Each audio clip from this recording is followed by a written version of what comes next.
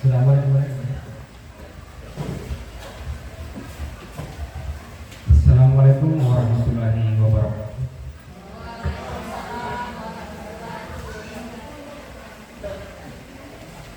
Yang terhormat Bapak Ibu Wakil Kepala Sekolah yang sempat hadir pada pagi hari ini, yang saya hormati Bapak Ibu tenaga pendidik dan kependidikan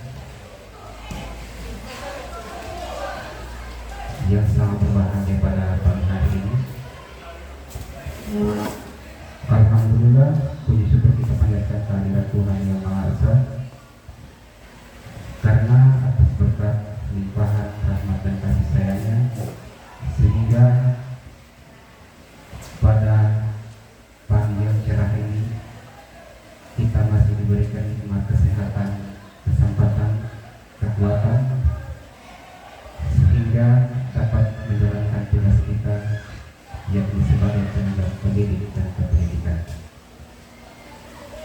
Salawat beriring salam tanpa kita sampaikan kepada junjungan kita baginda Nabiullah Muhammad SAW beserta keluarga, sahabat, hingga pengikutnya sekalian sampai yaumul kiamat nanti. Amin ya rabbal alamin.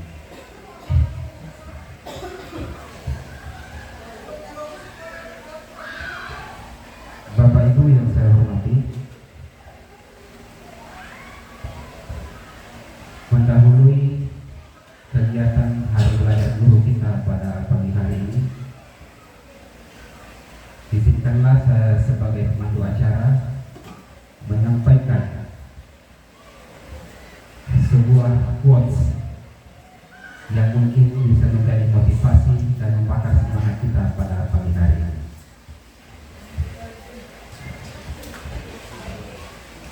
Yang paling hebat dari seorang guru adalah mendidik,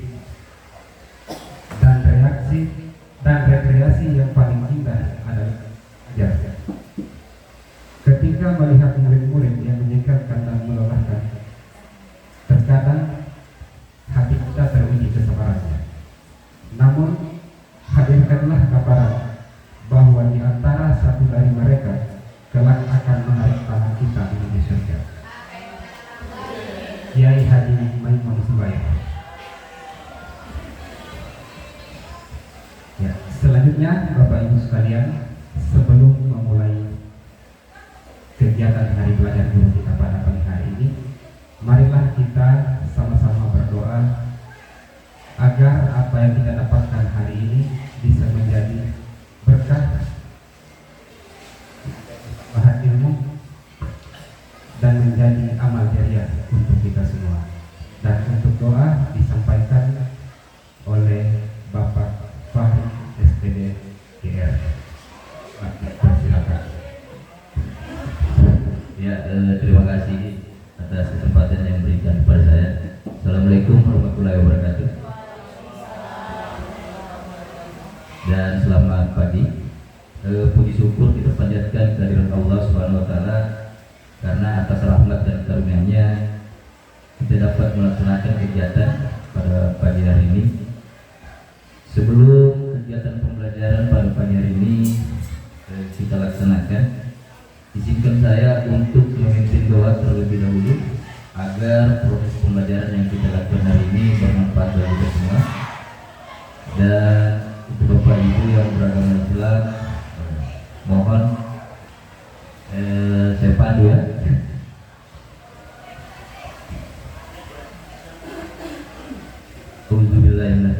Bismillahirrahmanirrahim. Allahumma ya Rabbana ar-Rahmani ar-Rahim, nahmaduka ala an-nikmati wasifati allati an'amta biha alaina. Allahumma iftalana qulubana wa afhamana Ina taqabbala al-imman nafi'a bisuhula wahdina fit ta'alumi wa ta'lim liyakuna ma natalahum ma'al yawma sadan hayatina. Allahumma ja'al hadha al-iman nuran yahdina ila ridaka. Ya Allah, Tuhan kami yang Maha Pengasih dan Maha Penyayang, kami bersyukur atas nikmat dan kesempatan yang Engkau berikan kepada kami. Ya Allah, bukakanlah hati dan pikiran kami agar kami mudah menerima ilmu yang bermanfaat. Bimbinglah kami dalam belajar dan mengajar, supaya apa yang kami pelajari hari ini menjadi bekal bagi kehidupan kami. Ya Allah, jadikanlah ilmu ini sebagai cahaya yang menuntut kami menuju ridho-Mu. Amin amin ya rabbal alamin. Walhamdulillahirabbil alamin.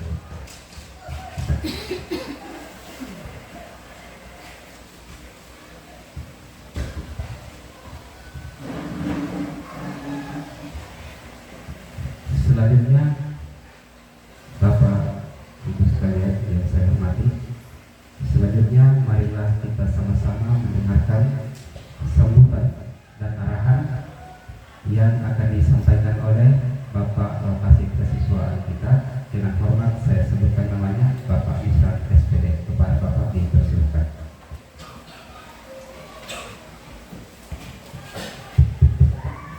Bismillahirrahmanirrahim. Assalamualaikum warahmatullahi wabarakatuh. Puji syukur kita panjatkan kepada Allah Subhanahu wa taala yang mana pada pagi hari ini, tepatnya di hari Sabtu ini tanggal 25 Oktober, kita masih diberikan kesehatan dan keahlian sehingga kita masih bisa hadir di tempat ini dalam rangka untuk menunaikan tugas dan tanggung jawab kita sebagai tenaga pendidik. Salam dan selawat kita haturkan kepada Nabi Muhammad SAW beserta keluarga dan sahabatnya. Semoga apa yang menjadi tuntunan beliau selalu terpatri di dalam diri kita, yang mengemban amanah yang ditinggalkannya. Yang saya hormati Bapak Ibu Dewan Guru, ya, karena pada kesempatan ini tidak ada saya lihat wakil-wakil kepala sekolah yang hadir, ya, selain saya yang didaulat pada kesempatan ini. Ya, untuk itu saya juga menyampaikan yang seyogianya memang pada hari ini saya tidak dikonfirmasi juga untuk menyampaikan sambutan pada kegiatan ini. Ya seyogianya memang ini harus kita koordinasikan, tetapi mungkin karena Ibu PLH sekarang ini ya tidak sampai di situ ya memahami tentang hal ini, ya, tapi demi tugas dan tanggung jawab kita sebagai satu kesatuan ya di dalam pengolahan pendidikan, maka begitu kawan-kawan dari menyampaikan sambutan, ya terpaksa harus kita laksanakan ya, secara legowo ya dalam rangka untuk bagaimana membuat manajemen ya pelaksanaan kegiatan ini ya seperti sedia kala yang kita laksanakan ya secara administrasi ya secara strukturalnya ya itu terlaksana seperti yang biasa kita lakukan ya, sehingga harapan kita ruhnya ya kegiatan Hari Belajar Guru ini ya tidak kurang sedikit apapun ya, dan tetap kita memfokuskan pikiran kita dalam rangka untuk bagaimana kita bisa berbagi ilmu ya di dalam pelaksanaan kegiatan ini. Ada beberapa hal yang saya sampaikan pada kegiatan ini ya. Yang pertama, saya menyampaikan bahwa seyogianya di dalam pelaksanaan kegiatan Hari Belajar Guru ini, yang pertama kita laksanakan adalah bagaimana kita mengkoordinir ya pelaksanaan kegiatan ini seefisien mungkin waktunya yang kita gunakan ya, sehingga nanti tidak akan mengganggu daripada kegiatan pembelajaran. Itu yang pertama. Nah, yang kedua, bahwa dalam proses pembelajaran Hari Guru ini ya, sekiranya untuk guru jaga ya, karena tidak menutup kemungkinan ya mungkin hari ini belum ya minggu depan belum. Ya, tapi tidak menutup kemungkinan pada saat kita melakukan kegiatan semacam ini ada hal-hal yang kita tidak inginkan di luar sana, ya karena kita tidak melakukan kontrol secara melekat ya di luar sana, ya khusus anak-anak kita yang 400 orang lebih itu berada di lingkungan ini. Ya olehnya konfirmasi ya khususnya kepada satpam, kepada guru jaga itu, jadi guru jaga kan terlalu berpaku juga dengan satpam, karena satpam itu sudah masuk di ruangan saya tadi menyampaikan hal-hal sehubungan dengan motor yang diparkir di luar dan lain sebagainya. Saya tidak usah diurusi terlalu jauh persoalan seperti itu. Ya. Yang penting kita sebelumnya sudah melakukan upaya preventif dan represif. Ya. Nah, dan kita sudah mengetahui hasilnya bahwa ada yang mendukung hal itu, ya khususnya dari orang tua wali itu, ada yang tidak. Nah, sehingga kita sudah punya referensi itu.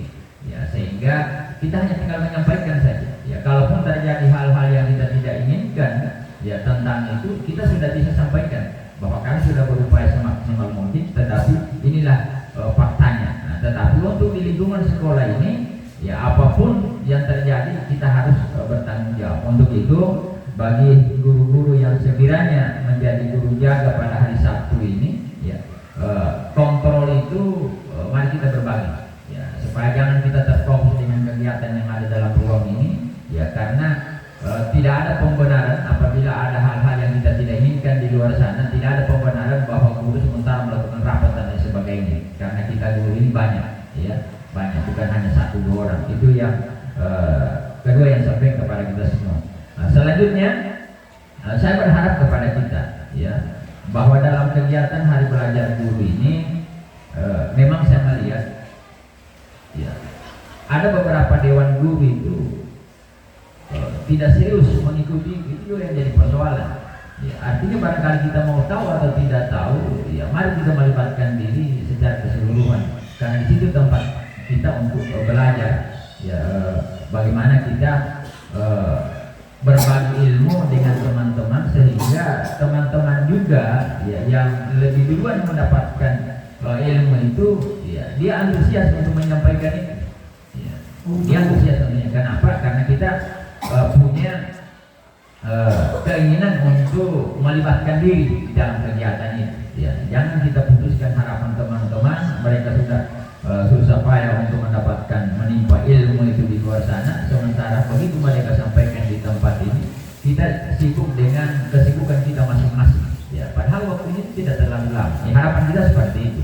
Ya, namun kalau umpamanya memang proses adaptasinya itu tidak secepat itu untuk kita lakukan bersama-sama, ya mari kita ya pelan-pelan untuk memulai itu, karena kegiatan ini sudah kita lakukan beberapa kali ya di SMA ini, ya tetapi saya melihat memang belum secara maksimal, ya karena mungkin hal ini adalah merupakan hal yang baru, ya itu yang pertama. Yang kedua, memang evaluasi tentang Hari Belajar Guru ini baik secara internal maupun eksternalnya itu, ya itu belum maksimal, itu harus kita akui, ya. Nah, kenapa? Ya karena dari dinas saja yang memprogramkan, dari kementerian ke dinas yang memprogramkan kegiatan ini, ya sampai saat ini juga sepertinya Hari Belajar Guru ini masih jalan di tempat tentang evaluasinya itu, ya karena follow up-nya di tingkat bawah itu belum terlalu nampak. Tapi alhamdulillah kita di SMA 2 ini sudah mengapresiasi itu, ya dan tidak sedikit ilmu yang bisa kita dapatkan dari kegiatan ya Hari Belajar Guru ini. Itu adalah satu hal yang cukup bagus bagi kita, ya dengan adanya perubahan-perubahan kurikulum secara signifikan terjadi, ya maka yang dituntut itu adalah proses adaptasi guru ya terhadap kebijakan-kebijakan pemerintah itu. Ya. Selanjutnya juga saya menyampaikan pada kesempatan ini, ya mudah-mudahan minggu depan ya Ibu pimpinan kita sudah ada di tempat ini, ya mari kita juga memfokuskan diri untuk melakukan proses pendampingan terhadap TKA ini, karena saya melihat TKA ini sepertinya di benak ya daripada siswa-siswi kita itu tidak sepenting ujian nasional. Itu yang jadi persoalan ya, yang pernah kita lakukan beberapa tahun yang lalu ya, sehingga kalau saya melihat itu sepertinya apa adanya saja ya. Termasuk salah satu yang saya sempat evaluasi itu adalah menyangkut masalah pengadaan soal-soal itu yang sudah difotokopi, sudah kita titipkan, kadang sudah dititipkan 2 minggu, tapi ada siswa yang belum mau fotokopi. Itu kan salah satu ukuran bahwa siswa itu belum menganggap bahwa TK itu adalah penting bagi mereka. Hanya dia anggap sebagai hal yang biasa ya. Belum lagi kita ditambah lagi dengan kemarin ada siswa yang berkeras untuk tidak mau mengikuti itu sampai dia membuat pernyataan itu.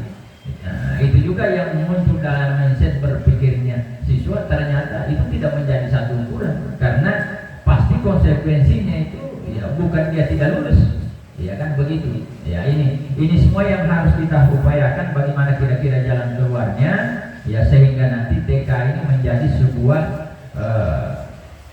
kebutuhan bagi siswa ya, dalam rangka untuk bagaimana mereka itu bisa melanjutkan ke perguruan tinggi atau sekolah yang lebih tinggi ya dari sekarang ini ya. Harapan kita seperti itu ya. Mudah-mudahan nanti setelah pelaksanaan ujian TK ini ya, sekolah kita nanti ini bagi siswa-siswa yang memang mengikuti kegiatan itu dengan baik ya, mereka ini bisa terserap di perguruan tinggi ya dengan secara maksimal ya, secara maksimal mereka bisa terserap, mereka punya keinginan itu ya, mau masuk di perguruan tinggi mana mereka diterima dengan baik di sana itu, karena akumulasi nilai yang mereka dapatkan itu memungkinkan untuk itu ya. Dan tidak menutup kemungkinan juga ada siswa yang ditolak ya. Jadi ada 2 memang, ada yang ditolak. Nah, kenapa ditolak? Karena mungkin hasil TK-nya yang tidak bagus. Nah, ini nanti yang akan menjadi evaluasi kita untuk disampaikan bahwa inilah faktanya ya, inilah fakta ya yang harus kita terima ya. Nah, karena memang hal itu ya merupakan sesuatu yang perlu dan penting untuk kita laksanakan ya. Jadi ini barangkali yang harus kita tekankan kepada anak-anak kita, karena saya sendiri yang membawakan nilai TK sosiologi itu ya. Bahkan kemarin itu ada yang belum foto-foto ya. Yang berikut juga di dalam proses pembelajaran itu saya juga melihat ini barangkali bisa juga ada masukan nanti sebentar, karena siswa itu apabila dia diberikan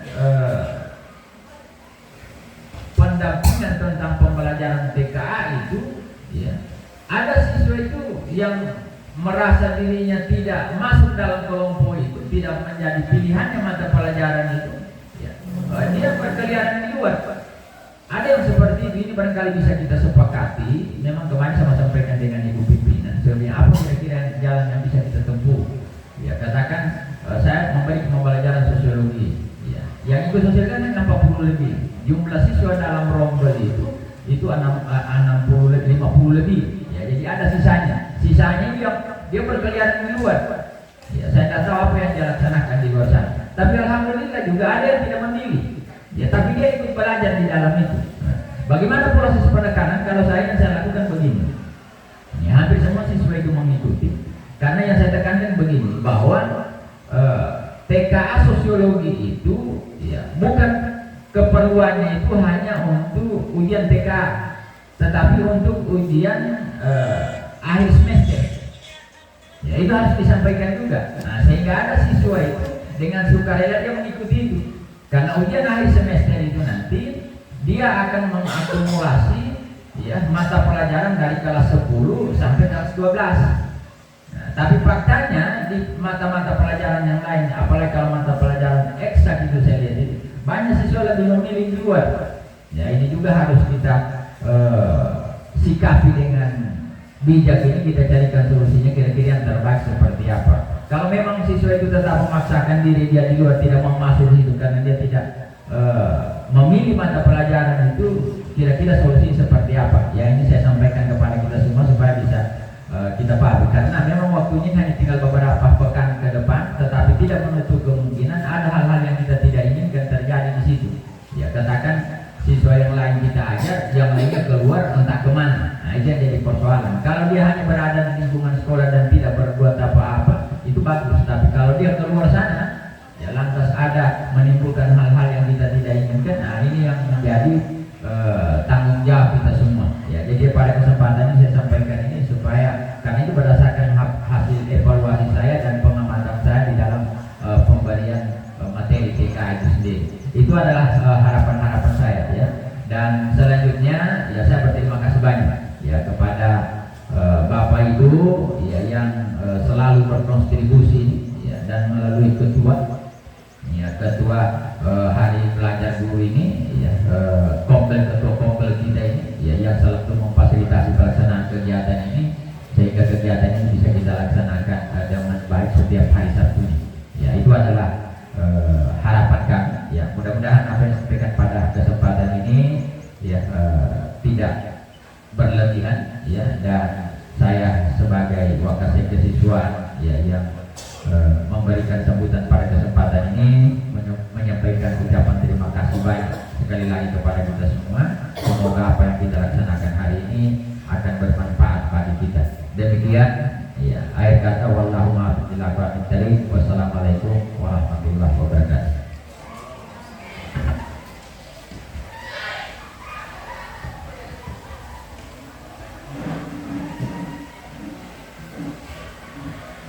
Bapak Ibu yang saya hormati,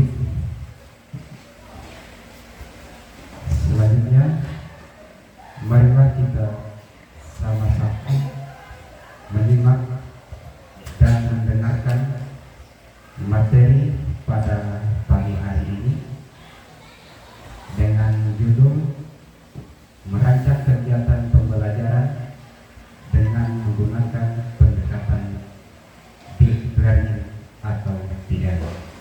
Dan kepada Bapak pemateri, dengan hormat saya sebutkan namanya Sariful An'am SEGR, dipersilakan waktu dan tempatnya.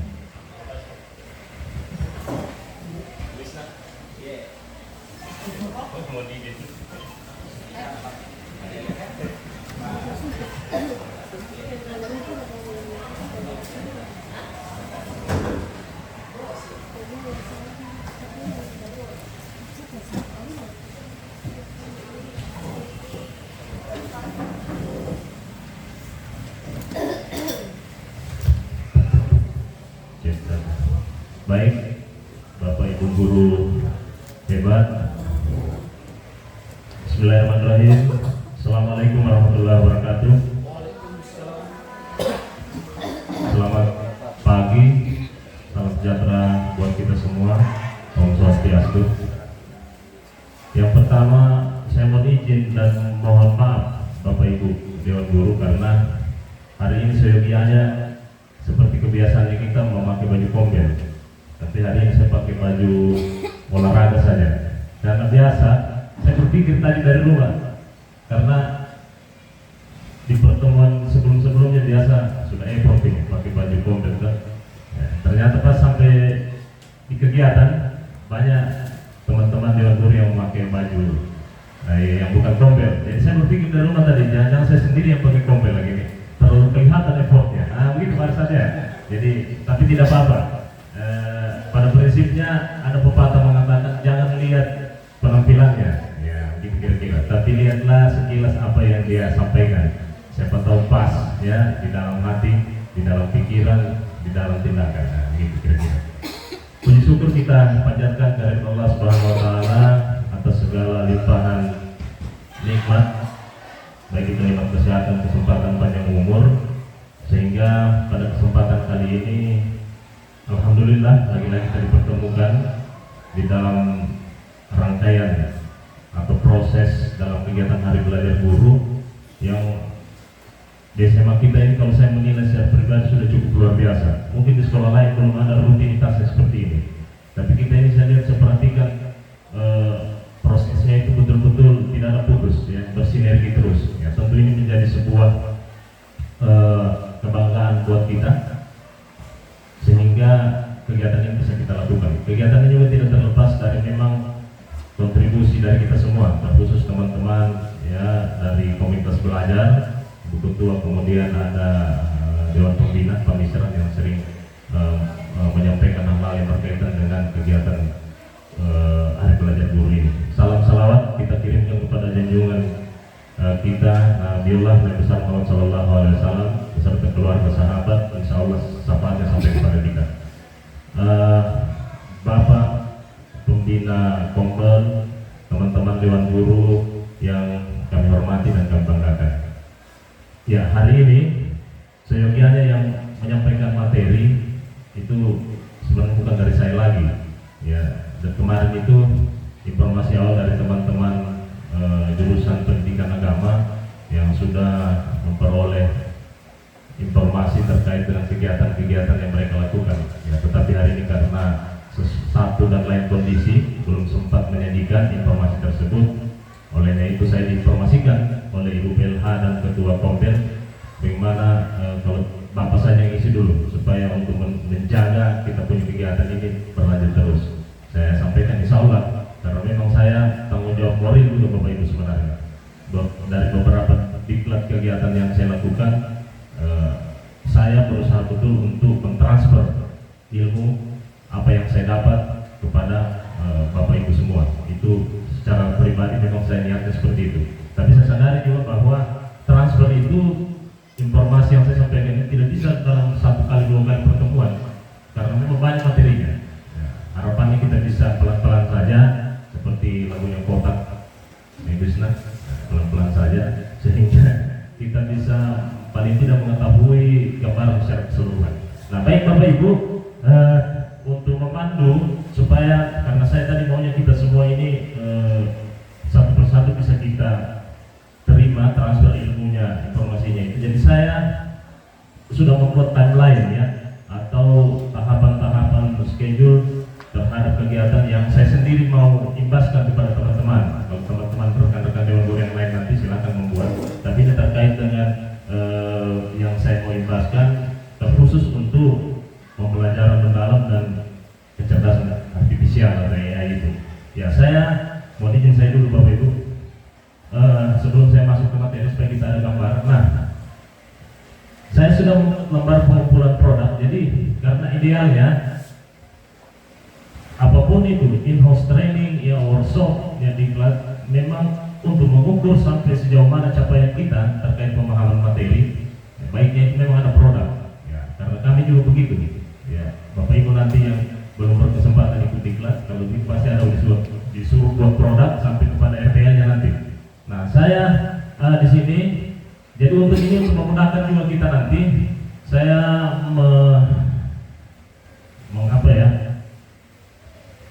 membuat atau memanfaatkan salah satu platform digital. Ya, kalau Bapak Ibu yang sudah sering dengar pasti tahu ini. Kalau yang belum, tidak apa-apa. Jadi nama aplikasinya itu Padlet ya, Padlet. Ya, ini sama kalau di Google Drive juga boleh linknya, tapi ini dia secara live. Jadi Padlet itu platform digital yang memungkinkan kita untuk berinteraksi secara virtual dengan menyampaikan produk yang baik melalui data, gambar, foto dan lain sebagainya, bahan berbagai macam dokumen supaya bisa kita lihat secara langsung hasil yang kita kerjakan. Jadi saya gunakan ini sehingga nanti proses berjenjang dari apa yang kita kerjakan produk-produk di Hari Pelajar Guru ini bisa kita lihat di sini. Nah, harapannya nanti kalau kita lihat di sini, ketika ada nanti hal-hal yang berkaitan administrasi pengumpulan data, saya tinggal ambil di sini. Dari sini semua nanti karyanya produk yang Bapak Ibu Guru. Itu gambarannya. Nah, jadi ini saya buka, ini linknya. Ya, saya bagikan dulu sehingga nanti pada saat pengumpulan produk di kegiatan berikutnya, Bapak Ibu bisa langsung kirim ke Padlet ini saja, ke aplikasi ini.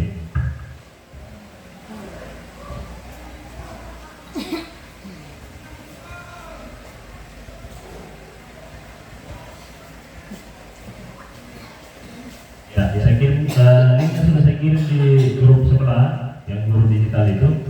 Ya, agak lambat ini. Ya, ini.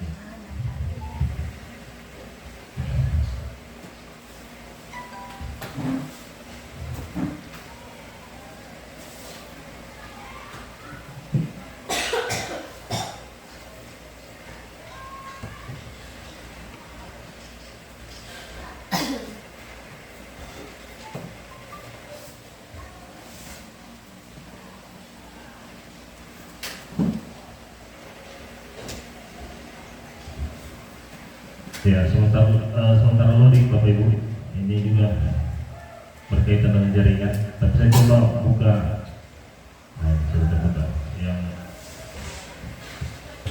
format manualnya. Nah, jadi ini yang saya mau jelaskan sedikit.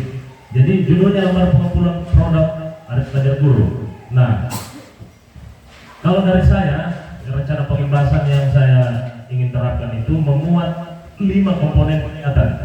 Ya, yang pertama hari ini insya Allah sudah akan saya mulai pembuatan perencanaan pembelajaran atau RPP yang berbasis deep learning. Nah, di sebelahnya ada kolom keterangan. Jadi nanti ini prosesnya ini bukan harus hari ini. Nanti silakan Bapak Ibu setelah kita nanti ya saya tampilkan format terkait dengan penyusunan perencanaan pembelajaran berbasis deep learning supaya kita bisa mengetahui sama-sama, kita belajar sama-sama. Nanti Bapak Ibu kembangkan sendiri di rumah berdasarkan format yang saya tampilkan sebentar. Nah, hasilnya nanti dikirim ke sini. Ya, nanti dalam bentuk link sudah. Nah, dalam bentuk link sini ada keterangannya, unggah ke Google Drive masing-masing dan tuliskan tautan link yang di bawah ini. Jadi setelah jadi RPP-nya dirubah ke PDF, kemudian Bapak Ibu unggah pakai Google Drive-nya masing-masing dan linknya disematkan di sini. Nah, sehingga nanti ketika dikirim ke Padletnya ini, ya ke Padletnya nanti akan kelihatan di situ. Oh, ini produknya misalnya Ibu Sherlyn, ini produknya Ibu Isna Damayanti dan seterusnya. Sehingga itu nanti bisa jadi bahan kita untuk sama-sama memperbaiki ataupun menambah apa yang masih kurang terkait dengan perencanaan pembelajaran kita. Ya. Selanjutnya yang kedua nanti saya juga akan berusaha untuk menyampaikan materi terkait dengan pembuatan media atau slide presentasi yang berbasis AI. Ya, karena kita mau menyampaikan pembelajaran di kelas, ya, kan kita biasa pakai media PPT, slide PPT. Ya, saya akan tampilkan nanti informasikan di pertemuan belum ini ya, nanti berikutnya kalau saya dikasih kesempatan nanti. Selanjutnya pembuatan video. Ada nanti pembuatan video yang bagaimana dari audionya kita, suaranya kita itu bisa kita tampilkan. Ya, muncul gambar animasi yang menjelaskan, tapi audionya, suaranya kita menjelaskan. Itu bisa kita tampilkan ke anak-anak, sehingga salah satu indikator dari pembelajaran deep learning itu yang pemanfaatan digital. Nah, kita masuk lagi, dan itu dapat ya. Berarti sintaknya dia ketemu pembelajaran digital. Yang keempat pembuatan modul web interaktif. Ada juga webnya nanti kita buat, ada aplikasinya berbasis AI. Jadi anak tinggal buka tautannya, linknya akan kelihatan semua materi kita dalam bentuk web. Ya, dia bisa belajar mandiri sendiri sambil dikuatkan pembelajaran di dalam kelas. Seperti itu. Yang terakhir itu pembuatan penilaian pembelajaran, asesmen. Ya, ada juga nanti asesmen aplikasi apa yang kita gunakan. Nanti kita akan lihat. Nah, seluruhnya nanti itu tinggal linknya saja kita tautkan di sini, sehingga kalau sudah kelihatan di sini akan muncul nanti misalnya produknya Ibu Isna, ya Ibu Sherlyn dan lain sebagainya di dalam Padlet ini. Ya, itu yang pertama. Yang kedua, menindaklanjuti apa yang disampaikan oleh Bapak Wakasih Kesiswaan. Ini sangat luar biasa, saya secara pribadi mengapresiasi bahwa beliau sampaikan idealnya kegiatan in-house training workshop itu harus ada pre-test dan post-testnya untuk mengukur sampai sejauh mana capaian kita. Nah, olehnya itu menindaklanjuti hal tersebut. Hari ini saya coba untuk kita pre-test dulu. Artinya pre-test ini Bapak Ibu, saya tidak menjelaskan lagi terkait pembelajaran mendalam itu, ya apa yang ada di dalam itu. Saya yakin dan percaya kita semua sudah tahu. Ya, prinsipnya kan ada 3 saja. Prinsipnya itu berkesadaran, ya, mindful, kemudian bermakna, meaningful, dan menggembirakan atau joyful, kan begitu. Kalau kita masuk lagi dari prinsipnya itu kita mau tuangkan ke dalam pengalaman belajar, ya, tentu kita ketemu 3 juga. Ya, bagaimana tahapannya itu dari pengalaman belajar yang pertama itu memahami, ya, kita buat anak-anak peserta didik kita itu berupaya untuk memahami dengan teknik yang kita miliki, strategi. Kemudian dari tahap memahami itu kita tingkatkan lagi sehingga peserta didik kita bisa masuk pada taraf mengaplikasi, ya, mengaplikasi dari apa yang disampaikan itu. Terakhir, pengalaman belajar yang terakhir adalah refleksi, ya, kira-kira begitu. Jadi itu saja sebenarnya. Kalau saya melihat pembelajaran mendalam deep learning itu hanya itu saja intinya. Walaupun memang banyak yang kalau dalam perencanaan banyak harus kita tulis, kita catat. Tapi kalau saya melihat secara pribadi menilai bagaimana kalau kita mampu mensinergikan antara prinsip dan pengalaman belajar, itu sudah ketemu kita pembelajaran mendalam. Dari prinsip 3 tadi dituangkan ke dalam pengalaman belajar yang ketiga itu. Nah, makanya juga pada kesempatan ini saya mengapresiasi, saya ingat betul apa yang disampaikan oleh Bapak Wakasek kita. Terus terang beliau ini adalah panutan saya sebenarnya ya. Dia sempat kemarin sampaikan, ya ada guru kemarin yang menegur murid, ya.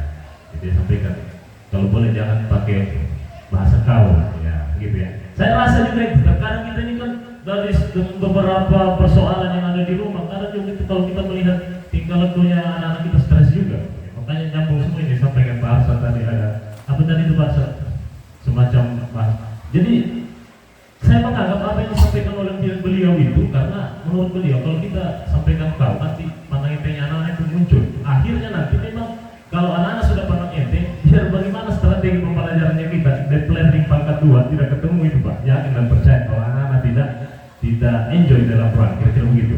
Ya makanya ini juga sangat luar biasa. Saya biasa mengukur itu ya. Saya salah biasa marah-marah, tapi tidak ada juga seperti dulu lagi kalau saya.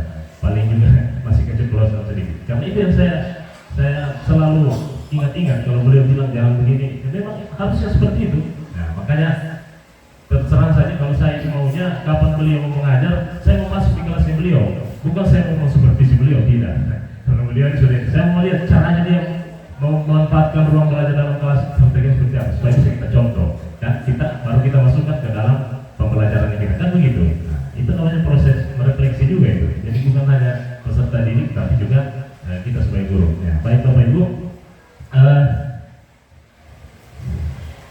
masih ada waktu ini, pretest boleh kita, supaya juga kita tahu juga ya, tidak sulit pilihan ganda 10 nomor. Ya, langsung kita action di dalam Palanua action. Karena seperti itu, silakan buka aplikasi Quizzes. Ya, saya sampaikan bisa tadi bawa laptop, beliau sudah siap itu. Kalau tidak di HP juga boleh. Quizzes atau Wayground sekarang ya. Kemudian ketik di Google di Chrome-nya Wayground join atau Quizzes join. Ya, Quizzes join. Ya, silakan. Ini kita pretest dulu. Karena materinya tidak usah kita bahas, tapi kita coba untuk mengukur saja sampai sejauh mana pemahaman kita terkait pembelajaran dalam pretest. Ya. Ya, silakan di Google Chrome-nya diketuk, diketuk. Wayground join atau Quizzes join, kita join ya. Nanti saya buka, saya berikan apanya, dia punya kode, ya. Pretest, ya. Wayground, ya ini nih. Yang warna merah. Iya, yang warna pink. Oh iya. Ya, pink itu bukan merah. Ya, pink. Udah pakai kacamata. Kode game. Ya, sudah ada? Ya, saya buka dulu ya. Nanti setelah muncul kodenya, itu yang Bapak Ibu masukkan ke. Makannya pakai HP. Ya, kalau kuis ini kan sudah pernah di awal-awal ya, itu aja sudah. Ya, jangan lupa lagi. Nah, makanya kita ada hari belajar guru ini, kita saling mengingatkan juga. Kalau kuis ini kan sudah pernah kita uji coba jauh-jauh hari sebelumnya. Sudah. Hai, apa tadi? Kodenya. Iya, tadi Bu Jas dibilang lupa masa lalu. Ya, sambil menunggu, ya saya juga di dalam kegiatan pretest ini ada door prize ya Bapak Ibu. Jadi kita mengerjakan. Jadi yang paling banyak jawabannya dari nanti akhir juga setelah saya kasih sedikit contoh tampilkan format pembelajaran, ada post testnya lagi. Jadi pretest dan post test. Nah, siapa yang paling tinggi nilainya, insya Allah mendapatkan sebuah hadiah bingkisan ya dari saya. Ini ikhlas Bapak Ibu, ikhlas ya. Ini dia punya sampul biasa-biasa saja, tapi isinya Bapak Ibu lihat. Silakan kalau yang sudah bisa mengakses Wayground atau Quizzes, dimasukkan kodenya. Ya, ini kodenya ya. 076 238. Nama dikasih masuk nama apa di sini? Iya. Satu sudah join pelajar. Kalau saya masih luar. Nah, Nama apa ini? Muhammad Asad ya, Pak Asad sudah. Wah, ini luar biasa. Jadi karena background ini harus kita tampilkan karena di salah satu indikator perencanaan perangkat pembelajaran itu ada pemanfaatan digital. Ini bisa kita lakukan. Dan memang saya yakin juga teman-teman guru sudah banyak melakukan itu ke siswa. Ibu Samsia itu luar biasa. Setiap hari Ibu Samsia, apa lagi nih? Saya kuisis lagi. Hampir tiap pertemuan dia kuisis terus. Nah, luar biasa. Background sekarang sama saja. Berarti kita sudah melakukan asesmen juga sebenarnya, asesmen pembelajaran.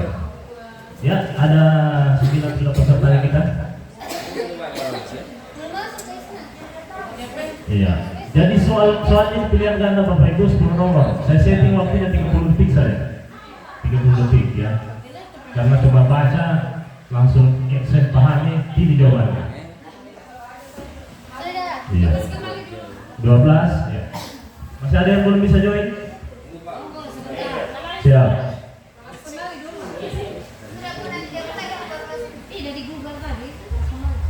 Iya, nanti kalau yang sudah bisa terbuka mohon dibantu teman-teman yang lain, bisa usia belajar yang sudah sering ini.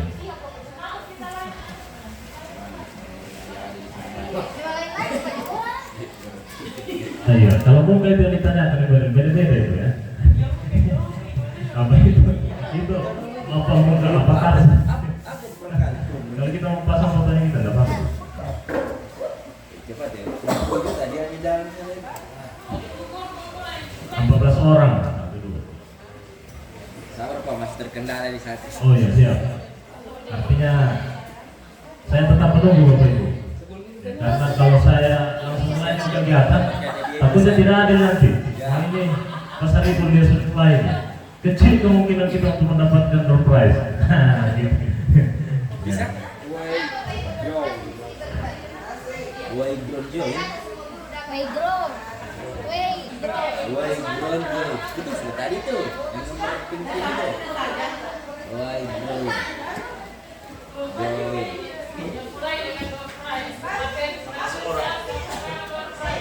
16 orang sudah.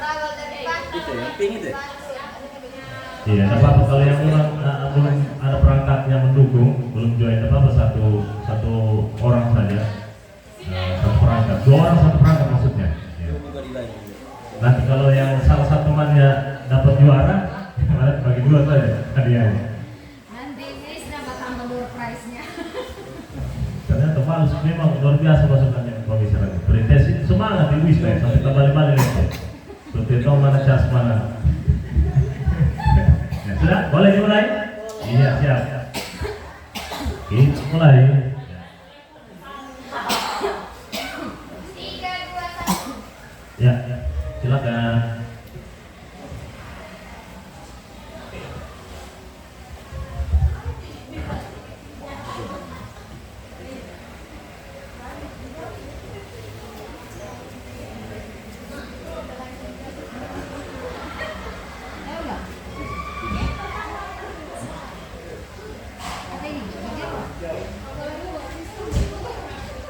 Peserta lain menjawab.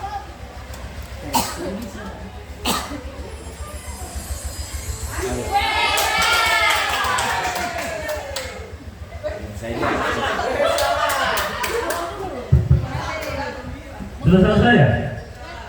Luar biasa, ternyata tidak sampai berapa detik. Jadi tentara.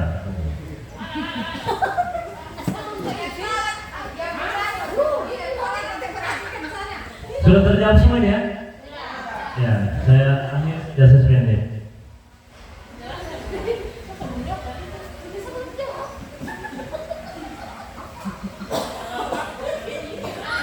Jangan kasih lihat jawabannya.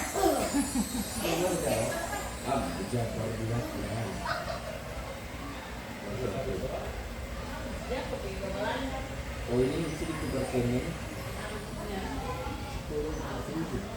Di belakang. Coba jangan gitu. Ini belum habis tapi.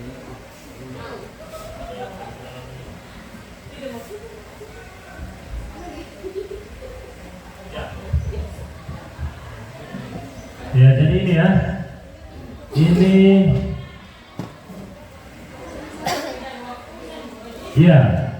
Jadi settingan waktunya juga yang cepat. Memang rata-rata kalau hasil jawabannya ada yang ini Pak Farid tidak login tadi ya? Tidak sempat. Saya mau jawab pas sudah selesai waktunya. Ini kecepatan dari gimana? Iya, jadi karena waktunya dan settingannya kita bagaimana berupaya untuk kecepatan berpikir.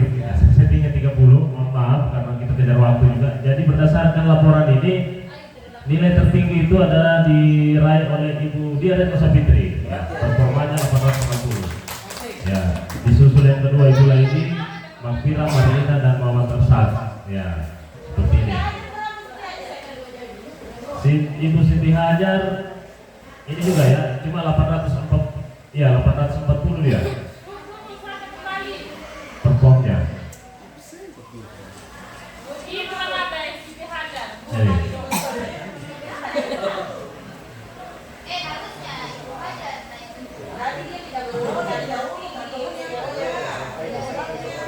Ya.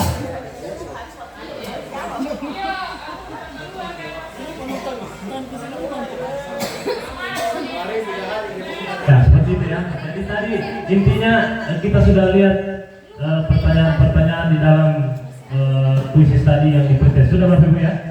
Ya jadi itu sebagai gambaran awal. Nanti akan saya ini ada laporannya. Ya ada laporannya nanti akan saya download dan saya tampilkan nanti. Ya jadi poin pentingnya bagaimana kita memahami pertanyaan mendasar dari topik yang akan kita coba untuk pelajari. Dari pemahaman dasar itu insya Allah kita akan tuangkan ke dalam kegiatan kita. Ya baik Bapak Ibu, untuk mengefisienkan waktu kita masuk ke perencanaan model pembelajaran atau perangkat pembelajaran, perencanaan pembelajaran yang berbasis deep learning atau pembelajaran mendalam. Nanti Bapak kerja di rumah saja. Tidak puas dia satu soal. Ya nanti kalau tidak puas ada postnya nanti. Ya. Baik Bapak Ibu, ya ini. Jadi misalnya, nah ini contoh atau model atau format perencanaan pembelajaran mendalam yang coba saya susun. Ini juga kami dapatkan pada saat minggu di pelatihan PM yang berbasis AI dengan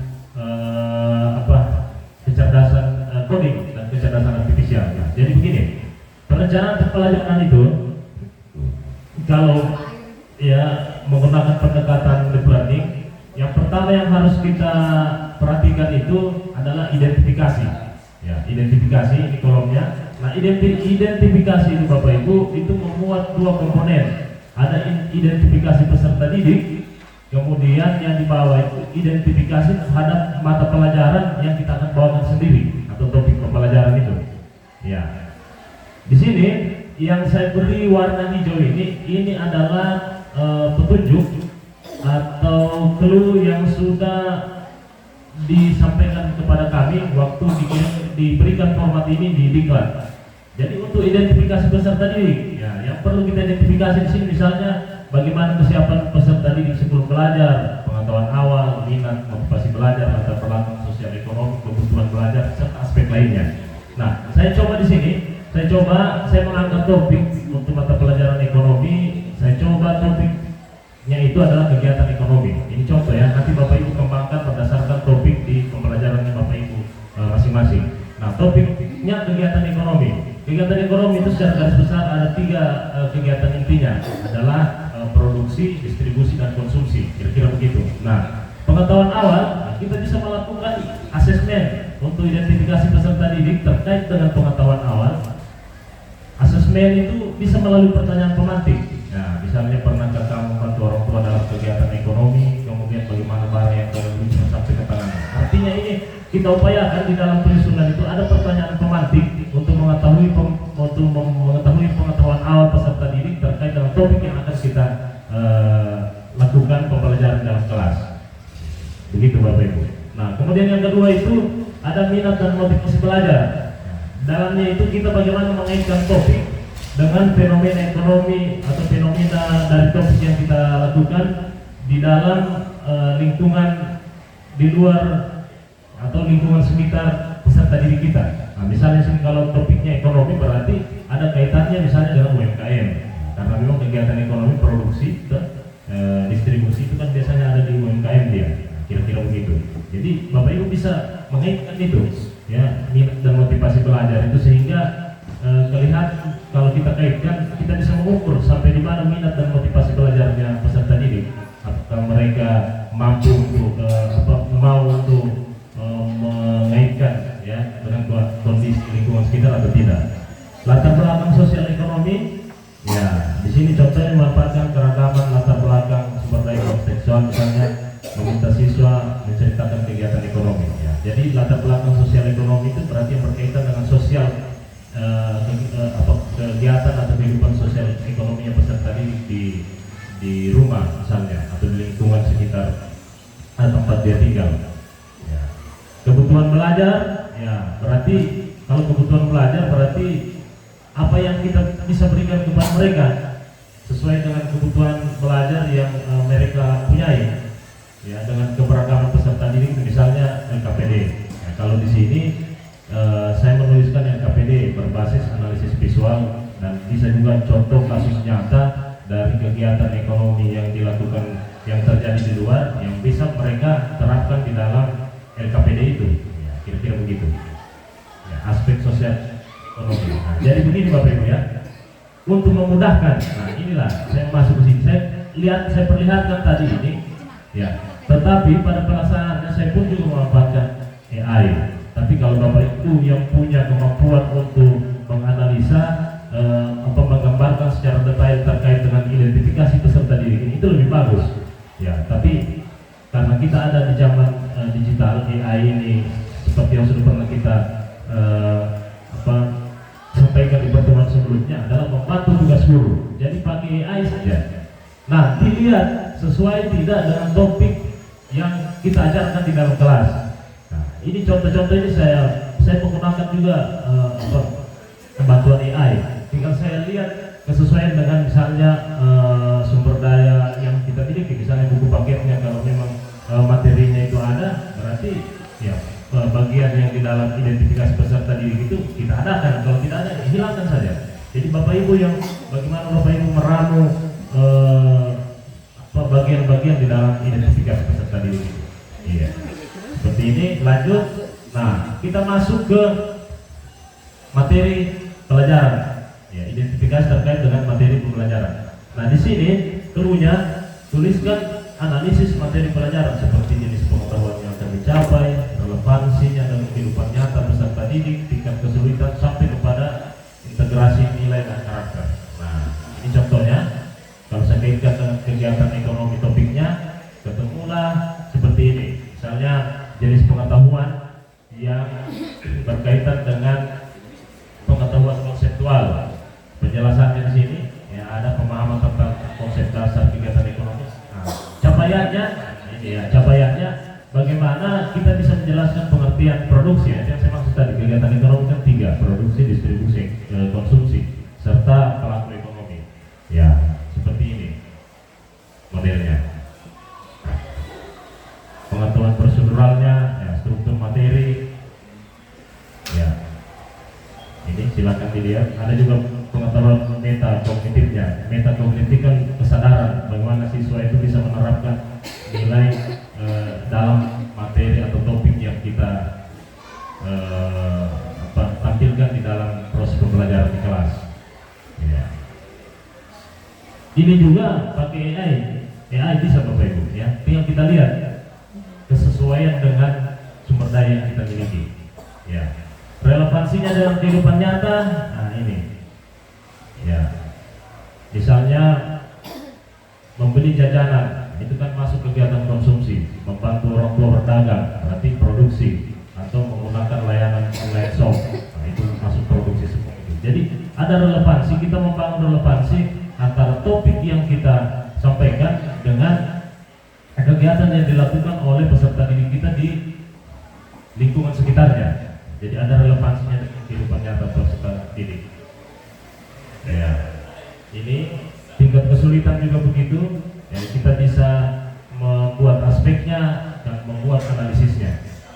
Karena kemarin memang kami ini disuruh berpikir juga waktu turun format ini, ya, kami tanyakan tidak ada format yang sudah jadi yang bisa menjadikan acuan. Ya, instrukturnya bilang tidak ada. Itu silakan Bapak Ibu yang kembangkan. Jadi perangkat ini tidak bisa Bapak Ibu, tidak ada yang salah, tidak ada yang salah karena memang kita yang susun sesuai dengan kebutuhan kita. Yang merasa saya ini kurang, ya jangan saya punya salah, tidak ada yang salah dan tidak ada yang paling benar. Ya, yang intinya itu bagaimana itu tadi kita bisa mengaitkan antara prinsip pembelajaran itu dengan pengalaman belajar. Sebenarnya itu intinya. Kalau bisa kita kaitkan itu, ya itulah yang dibilang Pak Nuha itu berarti sudah bisa merefleksikan, mengaplikasikan bagaimana sebenarnya pendekatan pembelajaran itu di dalam kegiatan pembelajaran di kelas. Nah, cuma karena kita ini untuk memenuhi unsur administrasi terkait dengan perencanaan pembelajaran, tentu harus kita tuliskan juga yang begini ini. Ya. Seandainya kalau mau real saja kita mau dapat kita mau dapat hasil yang sesungguhnya, kegiatan pembelajaran di dalam kelas itu kan tergambar dari pengalaman belajar, kan begitu Bapak Ibu. Ya 3 itu saja sebenarnya yang kita lakukan. Kalau pendahuluan itu kan ya bukan tidak penting, tapi intinya itu bagaimana di pengalaman belajar itu. Ya, makanya di sini secara lengkap disajikan, tinggal Bapak Ibu yang kembangkan. Nah, ini struktur materinya. Saya mengacu kepada topik yang saya angkat, ya kegiatan ekonomi. Di sini sudah ada semua. Ya. Nah, nilai karakternya juga.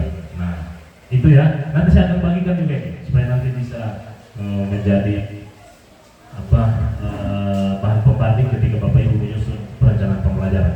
Selanjutnya, di dalam perangkat pembelajaran berbasis deep learning itu yang kalau tadi kan identifikasi peserta didik ya.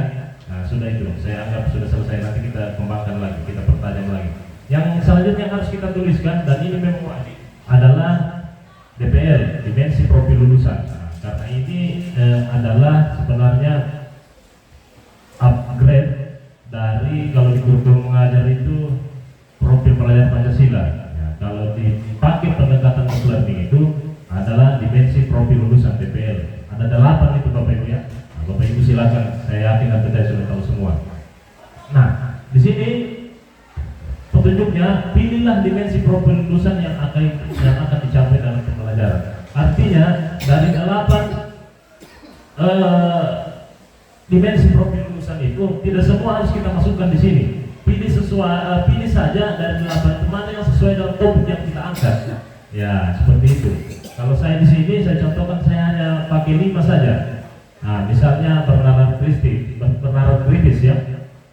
Nah, kalau kita kaitkan dengan topik ekonomi, kegiatan ekonomi, ya misalnya di sini penjelasannya peserta didik mampu menganalisis hubungan antara kegiatan produksi, distribusi, konsumsi serta keterkaitan antar pelaku. Nah, itu sudah kan masuk bernalar kritis sudah itu.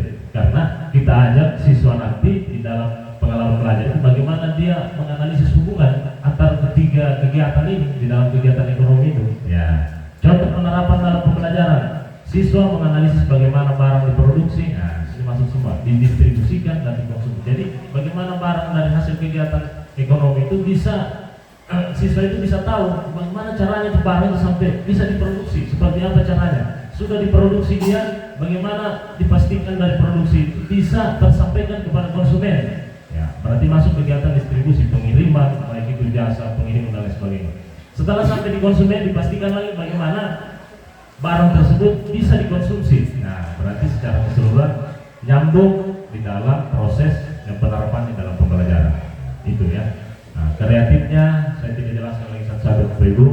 Ya, kemudian gotong royong, mandiri, ya, sampai beriman dan bertakwa. Berarti kalau beriman ini, ya ini penting juga kalau dalam konsep ekonomi. Bagaimana kita ajarkan peserta didik kita itu untuk kalau dia masuk dalam dunia usaha, ya harusnya dia jadi pengusaha yang jujur. Nah, masuk lagi, dapat lagi beriman dan bertakwa. Bagaimana dia jadi pengusaha yang jujur ya? Kalau dia memproduksi barang sekian. Ya, itu terkait. Selanjutnya, bagian berikutnya dalam perencanaan pembelajaran deep learning adalah CPN. Nah, CP ini tidak sulit juga.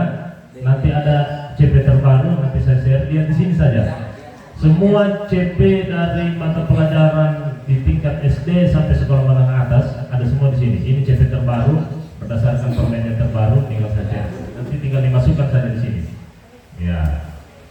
Nah, biasanya kan sebenarnya perangkat ini untuk keperluan ya supervisi saja sebenarnya, kan gitu ya. Kalau misalnya tidak minta-minta ya ada pengawas seperti kemarin, kan tentu yang dilihat dulu perangkatnya kita. Lain tidak, dan begitu. Makanya harus kita tuliskan juga ini. Ya, begitu juga nanti penilaian teman sejawat. Dan bagaimana teman kita mau mengukur sejauh mana apa yang kita aplikasikan dalam kelas, kan berdasarkan RPP yang kita punya, kira-kira begitu ya.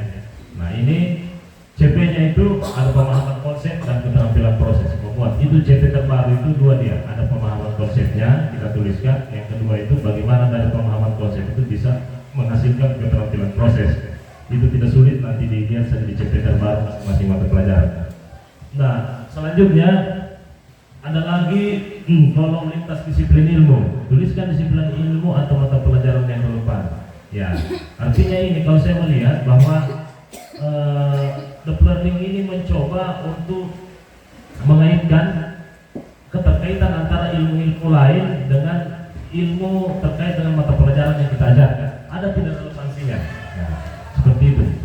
Nah, makanya saya lihat di sini contohnya disiplin ilmu. Kalau karena topiknya kegiatan ekonomi ya sudah jelas pasti ekonomi yang paling pertama di situ. Nah, kemudian sosiologi, ya keterkaitannya relevansinya menjelaskan hubungan sosial antar pelaku ekonomi. Ya, jadi ada kegiatan ekonomi dari sisi ilmu sosiologi itu bagaimana dilihat hubungan sosialnya. Nah, berarti nyambung dia. Ilmu geografi, ya bagaimana lokasi sumber daya alam. Nah, betul. Dalam kegiatan misalnya kalau topiknya kegiatan ekonomi, bagaimana kita menghasilkan kegiatan ekonomi yang bagus, itu tentu didukung dari sumber daya alamnya juga, kondisi geografis. Ya, seperti itu. TIK, pendidikan dan kewirausahaan, ya itu semua masuk. Ya. Nah, selanjutnya kita buatkan lagi TP-nya. Nah, tujuan pembelajaran. Nah, tujuan pembelajaran ini Bapak Ibu itu juga dari Bapak Ibu saja yang mendesain. Ya, saya juga yakin dan percaya, apalagi teman-teman yang sudah menyelesaikan PPG di awal-awal itu kan ada bagaimana menyusun tujuan pembelajaran, begitu ya bahasanya? Ya, ada pakai turunan, ya saya lupa sudah materi, jelas ada itu. Boleh pakai itu, boleh pakai apa media yang lain juga di YouTube banyak juga. Cuma yang penting bahwa tujuan pembelajaran ini sekali lagi harus masuk ke dalam topik yang kita ajarkan, jangan lari dari situ. Ya, harus sesuai dengan topik yang kita coba untuk sampaikan kepada peserta didik. Nah ini contohnya TP. Ya, ini juga pakai AI juga, ya pakai AI saja. Nanti lihat kalau yang tidak relevan, tidak sesuai dengan topik yang kita sudah lihat dia. Kalau yang sesuai ambil, baru kita kreasikan lagi. Nah, seperti itu. Ini contohnya kalau dari aspek pengetahuan, peserta didik ini mengidentifikasi konsep kegiatan ekonomi. Ya, konsep kegiatan ekonomi 3 itu. Ya, seterusnya mengumpulkan, mengolah data sampai kepada tingkat pencapaian atau indikator keberhasilan. Ya, mampu menganalisis dan membuat solusi inovatif. Ya, itu TP-nya Bapak Ibu silakan kembangkan sendiri, pakai media-media yang bisa membantu Bapak Ibu untuk menyusun TP itu. Nah, selanjutnya topik, ya topik pembelajaran berarti topik yang kita buat sesuai dengan yang kita jadwalkan. Misalnya topik apa yang mau kita angkat hari ini sampai dengan seterusnya. Kalau saya tadi ini berarti topiknya tentang kegiatan ekonomi. Ya, ditulis saja di sini kegiatan ekonomi mengacu ke 3 itu, produksi, distribusi dan konsumsi topiknya. Nah ini topik juga Bapak Ibu. Kalau saya di sini ya, ini kan kondisional juga alokasi waktunya maksudnya. Ya, kalau Bapak Ibu sekiranya dilihat saja tidak memungkinkan habis bisa selesai 1 kali pertemuan, boleh.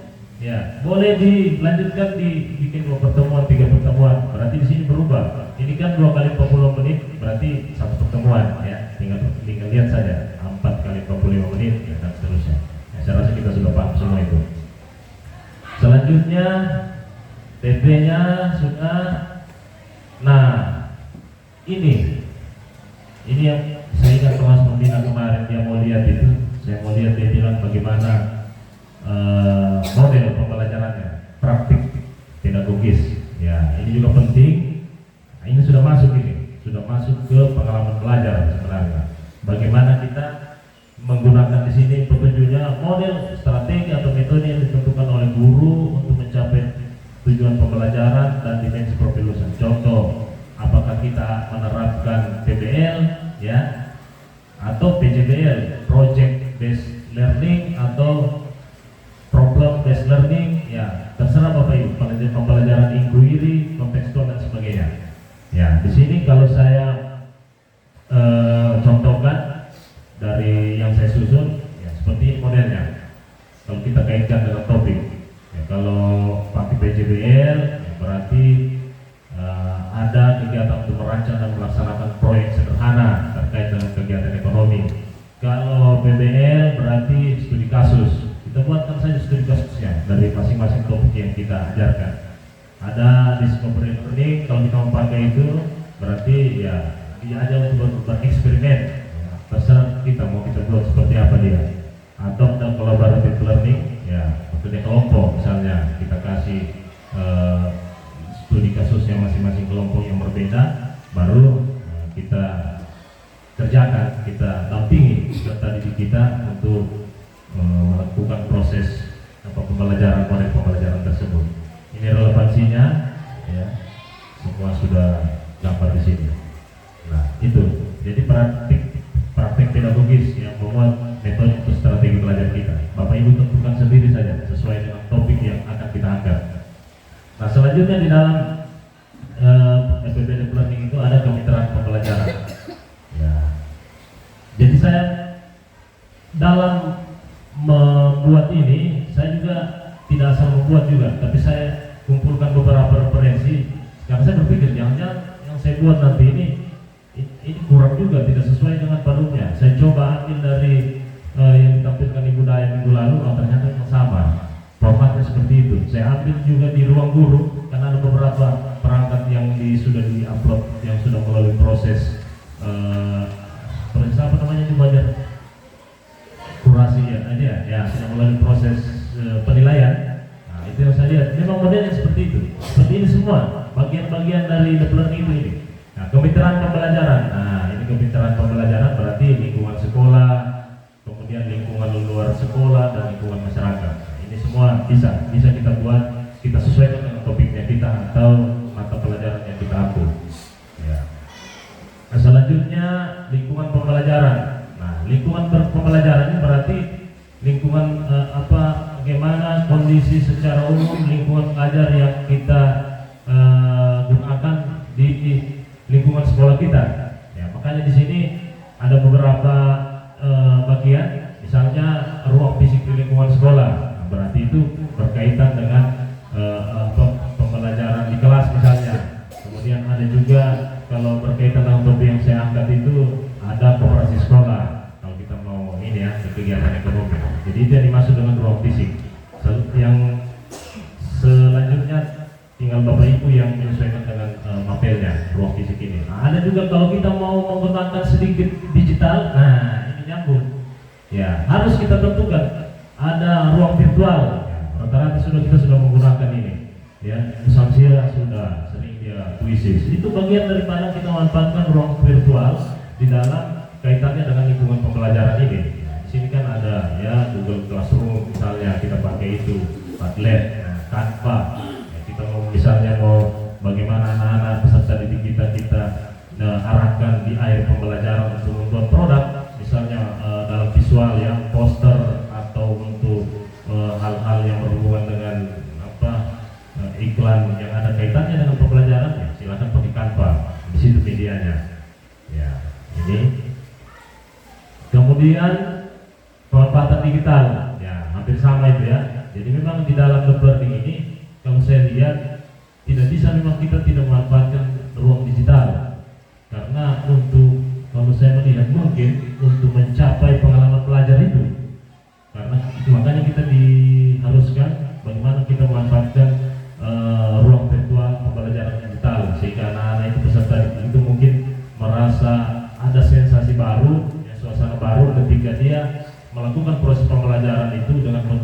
menggunakan platform digital, kira-kira begitu.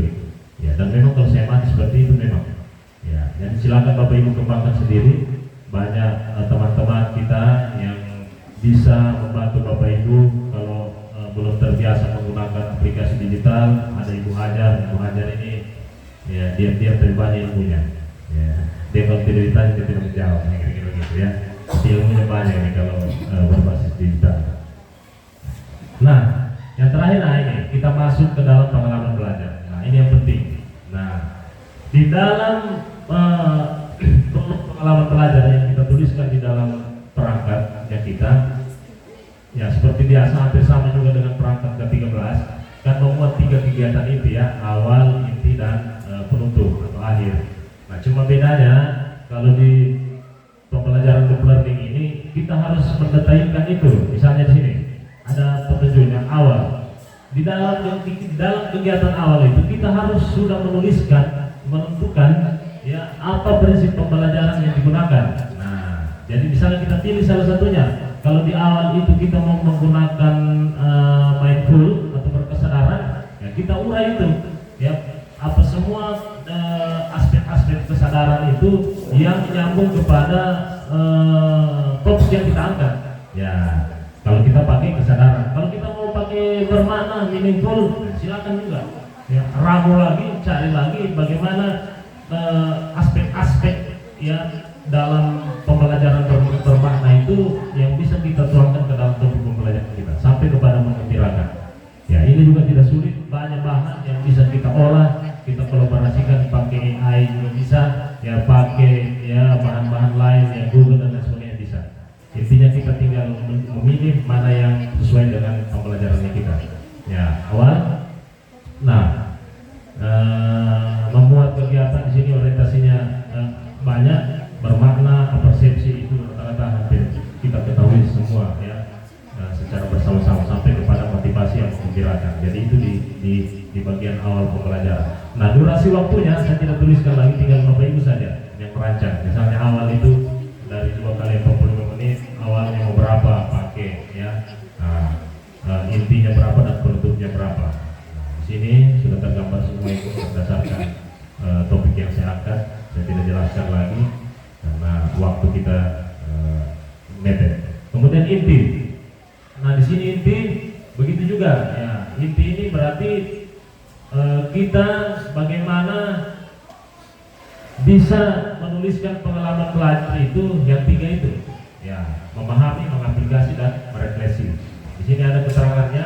Pada tahap ini siswa aktif terlibat dalam pengalaman belajar, memahami, mengaplikasi, dan merefleksi. Jadi sudah masuk ya, kegiatan ini itu sebenarnya sudah masuk pengalaman belajar itu. Ya, tinggal kita. Nah, di apa? Ini juga pengalaman belajar ini. Kalau yang saya tanyakan kemarin, tidak mesti juga harus tercapai pada 1 kali pertemuan itu. Iya, tidak apa-apa bikin dia 3-4 pertemuan. Misalnya kalau di 1 kali pertemuan itu kita baru pada tahap memahami, tidak apa-apa. Yang penting kita pastikan anak-anak itu bisa terpenuhi ya pengalaman belajarnya pada tahap memahami. Pertemuan berikutnya baru kita antar lagi bagaimana kita bisa mengaplikasi, anak-anak kita bawa supaya dia bisa mengaplikasi dari topik yang kita sampai merefleksi. Ya, jadi ini kondisional, tidak mesti sampai 1 kali pertemuan. Ya, seperti itu. Ada keterangannya di sini. Ya, ada di atas tadi kalau misalnya.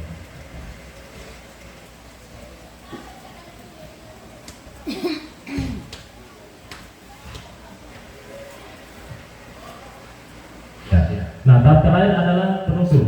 Ya, penutup juga ini kan kita sudah ketahui secara bersama, masih juga.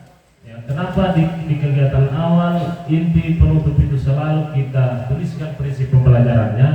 Nah, itu menandakan bahwa disitulah deep learning itu berperan. Ya, pendekatan deep learning itu bisa berperan, makanya kita harus tentukan di pengalaman pelajaran kita. Ya, kalau saya memanainya seperti itu, dan saya melihat memang saya mencari tahu di sumber lain memang seperti itu. Kenapa di setiap selalu ada petunjuknya, tuliskan prinsip pembelajaran yang digunakan, karena memang di kegiatan di pengalaman pelajaran itu deep learning itu berperan sebenarnya. Nah, berarti memang masuk di akal. itu yang paling banyak durasi waktunya kita lakukan di dalam kelas, di pengalaman pelajar itu. Nah, ini penutup. Ya, langkah-langkah yang kita lakukan banyak ya, bisa Bapak Ibu bisa gunakan AI, bisa juga cari referensi lain, misalnya kening dan hadir, menyadari proses belajar, kemudian ya, refleksi. Bisa juga kita melakukan refleksi, bisa refleksi ini kesimpulan, kita berikan kesempatan kepada peserta didik untuk menyimpulkan ya terkait dengan topik yang sudah kita pelajari pada hari itu. Nah, langkah-langkahnya ini ya, seperti ini. Nah, yang terakhir adalah asesmen. Ya, sama juga ya di kurikulum Merdeka ke-13 ya asesmen khususnya kurikulum Merdeka asesmen ini wajib digunakan. Nah, asesmen ini saya tidak menuliskan lagi di sini, tergantung dari Bapak Ibu yang mana asesmen yang Bapak Ibu mau tuangkan, apakah pakai, apalagi teman-teman yang PPK kan tahu betul itu materi asesmen itu banyak sekali di situ ya, peer assessment, ya self assessment, ya tinggal Bapak Ibu gunakan saja. Mau pakai di mana dia, misalnya self peer assessment ini kan penilaian sesamarkan sejawat, ya kan gitu ya, sama peserta didik. Ya, baiknya masukkan saja mungkin di pada proses pembelajaran, kan ada diskusi di situ, sehingga kita bisa lihat. Nah, kalau self assessment itu misalnya di akhir pembelajaran, bagaimana dia merefleksi pembelajaran itu sehingga bisa menjadi pembelajaran yang bermakna. Yang jelas bahwa asesmen ini memang harus kita lakukan di 3 sesi ini ya, awal pembelajaran, proses pembelajaran, dan akhir pembelajaran. Nah, saya ingat yang disampaikan oleh Pak Amir itu, ya memang dia bilang kalau harusnya memang kalau sering-sering kita melakukan asesmen, biar tidak yang panjang lebar ya, model soal sederhana saja, tapi kita bisa mengukur sampai sejauh mana capaian pembelajaran yang kita terapkan di dalam proses pembelajaran pada kegiatan kita hari itu. Ya, seperti begitu Bapak Ibu. Jadi begitu gambarannya secara umum. Ya, saya tidak lagi mengembarkan secara detail, saya hanya membantu saja Bapak Ibu untuk melihat menampilkan formatnya. Selebihnya Bapak Ibu yang merancang sesuai dengan kebutuhan, sesuai dengan keinginan dan harapan-harapan yang akan Bapak Ibu capai dalam kegiatan pembelajaran. Ya, demikian pemaparan terkait dengan perencanaan pembelajaran berbasis pembelajaran mendalam.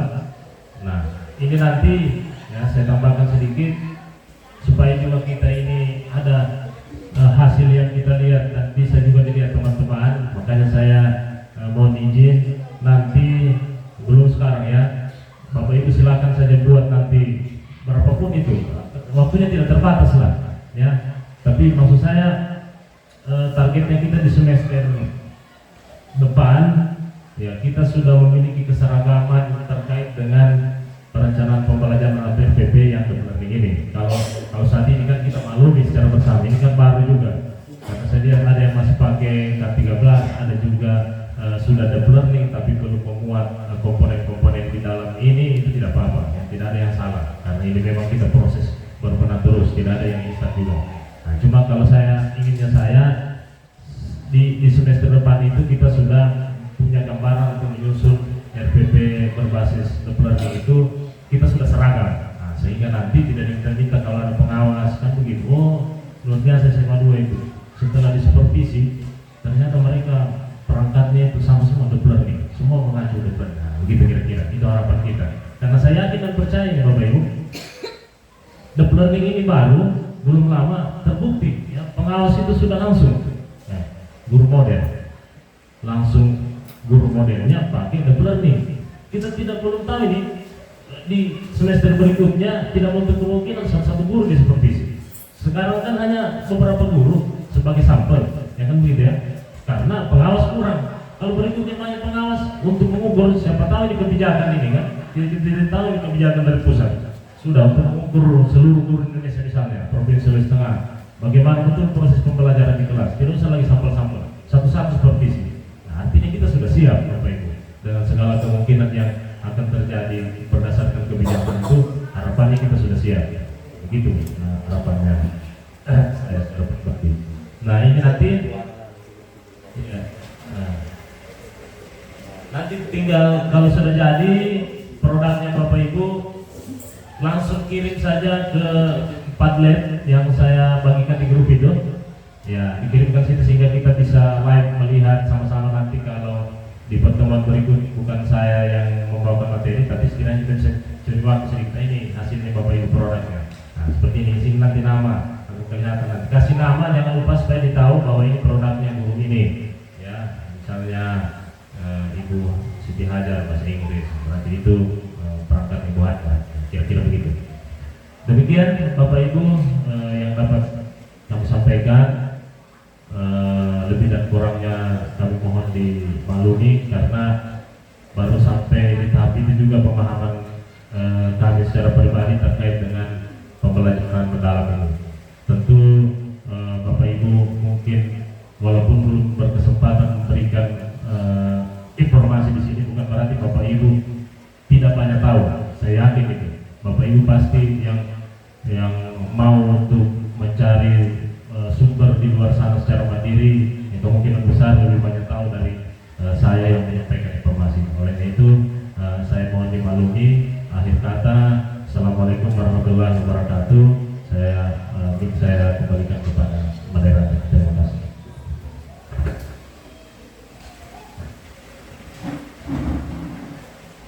Bapak Ibu yang saya hormati,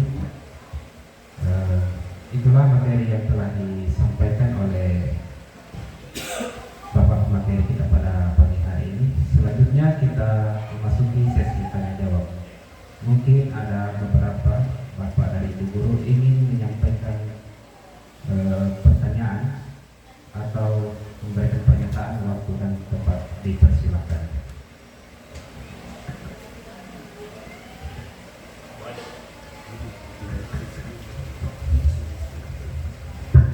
Assalamualaikum warahmatullahi wabarakatuh. Terima kasih atas kesempatan yang diberikan. Yang ingin saya tanyakan tadi RPP yang ditampilkan oleh Bapak, apakah yang warna hijau muda dengan tulisan identifikasi persiapan peserta didik adalah prom? Adalah promnya? Ya.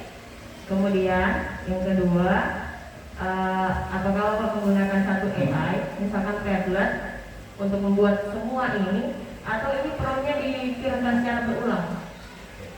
Terima kasih. Ada lagi Pak, bisa ada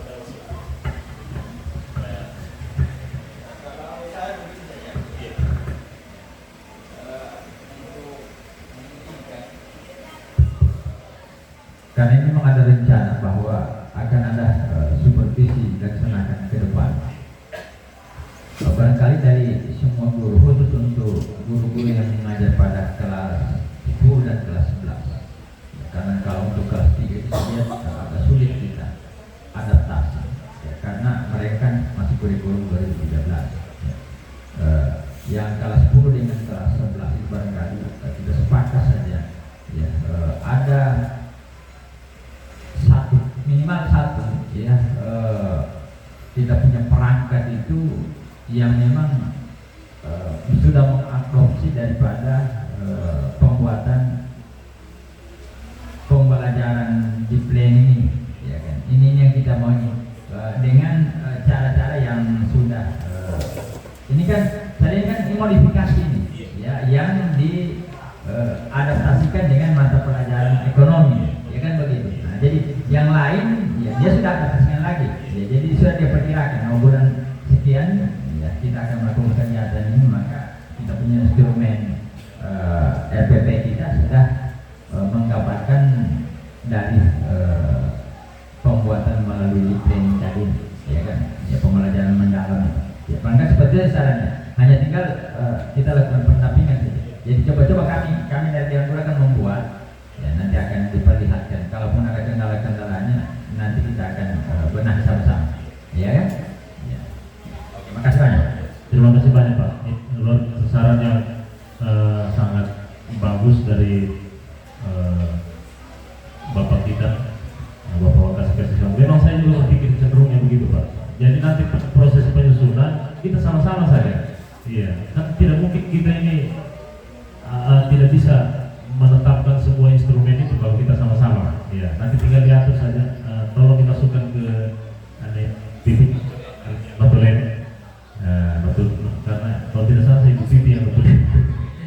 dimasukkan supaya pengingat Ibu ya. Nanti kita akan sama-sama insyaallah. Karena memang sebagai informasi yang sampaikan Ibu PLH, nanti kan juga kita akan supervisi internal.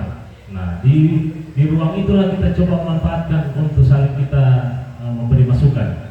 Pakai instrumennya, kalau misalnya RPP-nya guru mata pelajaran apa dulu yang di supervisi internal ya, bukan supervisi pembina ya. Nggak usah takut, cuma kita saja. Ya.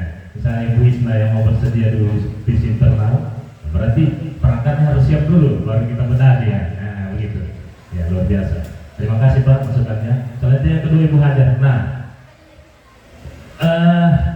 promnya, ya kalau saya melihat memang, ini yang saya tidak sempat tanyakan, apakah petunjuk di dalam format ini mereka pakai prom atau tidak, itu tidak sempat kami tanyakan, tapi bentuk aslinya seperti itu. Yang hijau ini memang sudah ada memang ini. Ya, jadi ini makanya saya tandai ini bawahan ya dari pada saat kami melakukan diklat itu disuruh kan kita kemarin saya cerita sedikit ya, awalnya itu disuruh membuat RPP sesuai dengan gaya kebutuhannya peserta diklat, buatlah RPP. Nah, ternyata ada di LMS itu tahap untuk merevisi RPP itu. Nah, di tahap merevisi itu kita sudah disampaikan kalau di merevisi itu sudah harus pakai RPP deep learning seperti ini. Ya. Nah, jadi itu. Jadi kemungkinan juga kalau saya melihat ini berdasarkan prom yang mereka buat berdasarkan dari prom yang terus mereka cantumkan sini bisa jadi juga. Yang jelas juga yang kedua tadi apa ya, hasilnya ya. Ya memang kalau hasilnya yang saya coba masuk gunakan ke AI, saya juga memasukkan ini. Ya, jadi prompt ini yang saya pakai, ya saya masukkan ke AI. Ya, saya menggunakan kemarin cuma ada dua saja AI yang saya gunakan, ChatGPT sama Gemini. Saya kolaborasi itu mana yang betul-betul bisa mewakili kebutuhan saya terkait dengan topik yang saya ajarkan. Ya, jadi dua ini yang saya pakai sampai saya temukan ini. Ya, seperti misalnya kan sini. Ya, seperti pengetahuan awal. Kan dia tidak jabarkan di sini kan gitu ya. Ke pengetahuan awal itu seperti apa sesuai topik. Ya, saya pakai AI lah. Ya, bagaimana saya ingat betul contohnya itu saya masukkan buatkan identifikasi kesiapan peserta didik sebelum belajar pada aspek pengetahuan awal. Nah, itu yang saya masukkan promptnya di ChatGPT. Makanya muncul begini. Ya, begitu saya masuk, saya baca, pernahkah kamu membantu orang tua dalam kegiatan ekonomi? Masuk. Ya, berarti karena pengetahuan awal. Anak-anak itu kan terkadang sudah dia lakukan tapi tanpa sadar dia lakukan, tapi sudah itu secara mata pelajaran ekonomi topik sudah itu yang masuk ke dalam kegiatan ekonomi. Ya, jadi kira-kira begitu banyak. Jadi saya pakai AI-nya itu ChatGPT dengan Gemini dan promptnya sesuaikan saja dengan apa yang Bapak Ibu mau tanyakan. Nah, yang paling penting juga seperti sebelum-sebelumnya saya pernah sampaikan, AI itu tergantung dari bagaimana prompt perintah yang kita buat. Kalau perintah yang kita buat itu detail, maka detail juga hasilnya itu. Ya, karena dia kan sumbernya dari internet juga diambil. Ya, kalau promptnya yang kita masukkan itu agak kurang detail, biasanya juga kurang detail juga yang dihasilkan. Ya, tapi kalau yang umum begini, ya saya rasa dia terlalu detail, pasti banyak dia tampilkan, pasti akan ditampilkan itu. Tinggal kita pilih saja mana yang sesuai dengan topik pembelajaran yang kita buat seperti itu. Mungkin begitu barangkali itu aja yang bisa saya jawab. Ada lagi misalnya Bapak Ibu? Kalau tidak ada, berarti kalau seperti itu, ya berarti dalam PPM ini, jadi bukan RPP lagi namanya, jadi PPM ini intinya itu bahwa di dalam pembuatannya itu perlu kita melakukan proses identifikasi terlebih dahulu. Ya, identifikasi itu ada dua, ya ada identifikasi peserta didik, ya yang terdiri dari 5 item ini. Ini apakah dari 5 item ini sudah merupakan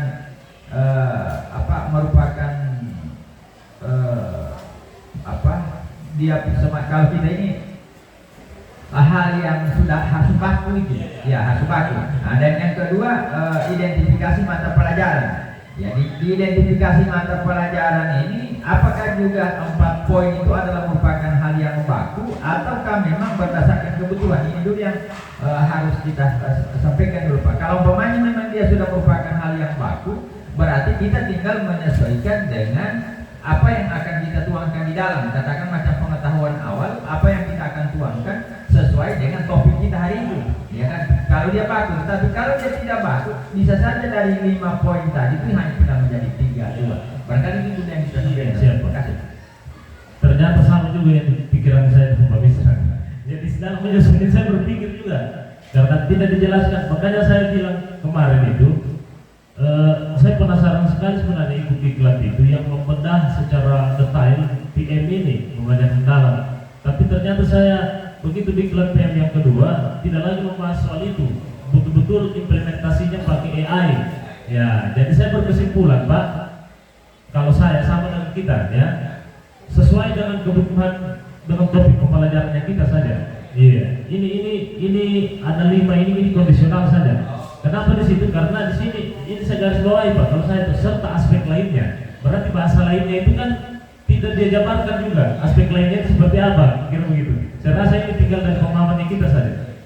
Makanya itu jangan juga memberatkan kita. Yang penting memang masuk. Saya rasa kalau pengetahuan awal ini kan yang penting, ya kan gitu ya. Iya Pak.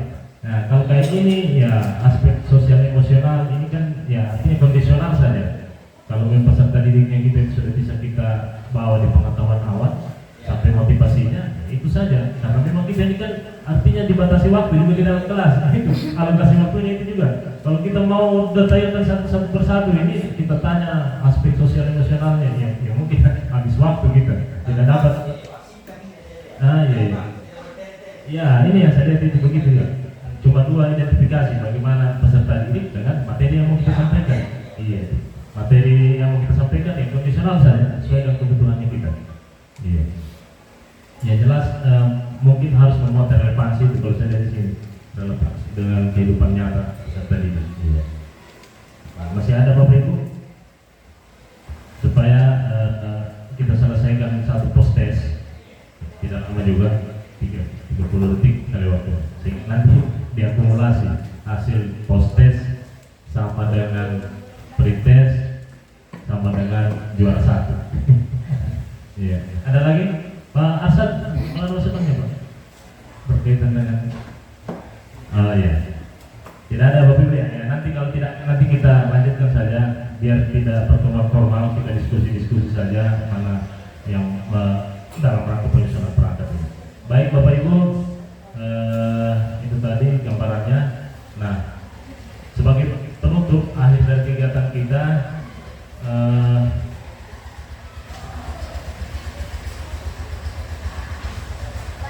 kita akses lagi ya Groundnya karena pertanyaannya sudah saya buat juga untuk mengukur pemahaman kita terkait dengan materi yang sudah kita pelajari sama-sama.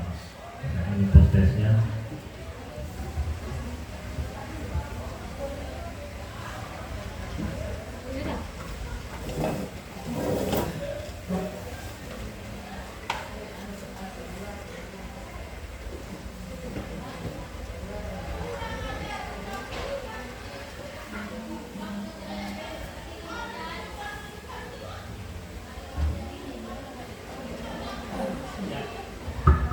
Ya, itu silakan Bapak Ibu kode backgroundnya atau kuisisnya silakan diakses untuk membuka soal-soal di dalam post test.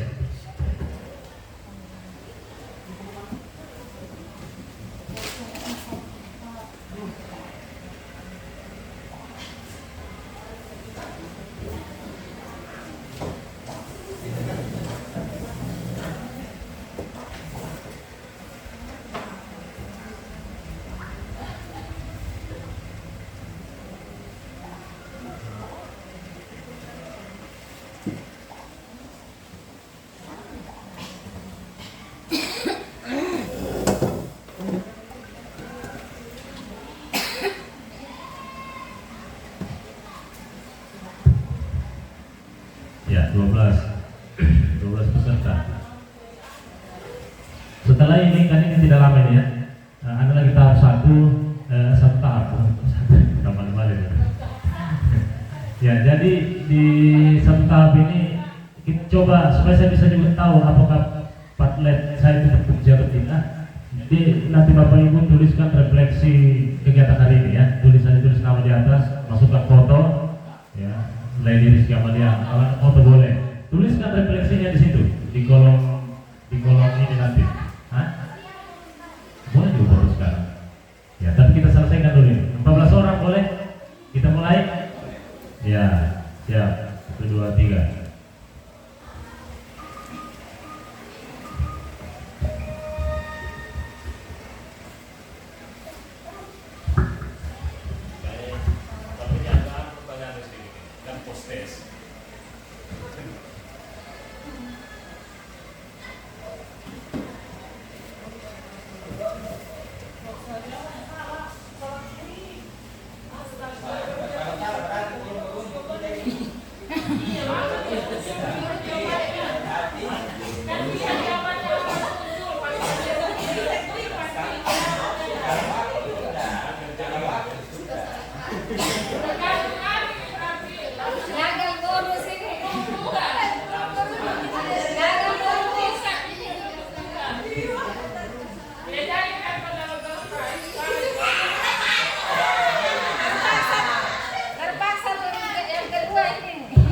Iya, jadi semua sudah pretest dan pre-postesnya.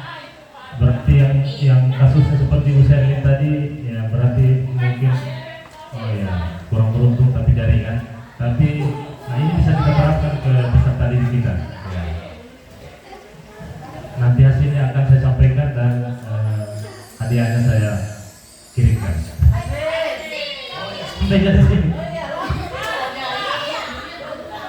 Ya siap.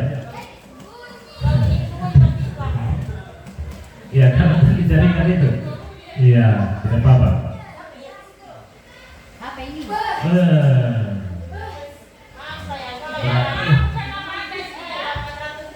Kenapa ini? Ada ibu Islam 10%.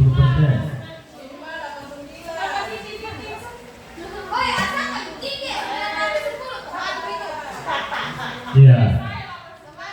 Jadi di tahap pretest ini Pak Arsad dengan nilai tertinggi itu 910 performanya. Berarti kecepatan mengetik. Nah, iya. Berarti karena iya. Ya, jadi berarti ini pretestnya ini posttest dan pretestnya ada 2 berarti ya. Sementara hadiahnya cuma 1. Kan begitu masalah ini. Iya. Nah, makanya saya bilang ya Bapak Ibu, karena ini hadiahnya cuma 1, ada 1 lagi ini tidak lama. Ya, ini aplikasinya silakan buka Padlet, link Padlet saya. Ini bagaimana kecepatan kita mengetik. Nah, siapa yang juara 1 nanti ada durasi waktunya, berarti sudah itu pemenang hadiah. Karena hadiah mohon maaf cuma 1 ya. Silakan dibuka ini. Ya, ada tadi yang saya kirim dibuka dulu link yang saya kirim. Ini ada game. Bisa juga kalau kita kemarin di kelas itu, ini bagian daripada pembelajaran berkesadaran. Sadar kita bahwa kita ini masih lambat mengetik, kita ini masih cepat, kita ini masih salah-salah. Aplikasinya ini ya, Test Pinger apa ini ya, Test Mengetik Indonesia lah pokoknya. Silakan buka Padletnya, bisa terbuka? Ya, jadi begini ya, karena waktu bawaannya itu kalau tidak salah saya 5 menit itu, 5 menit ya. Saya juga mulai di sini ya, sama-sama kita.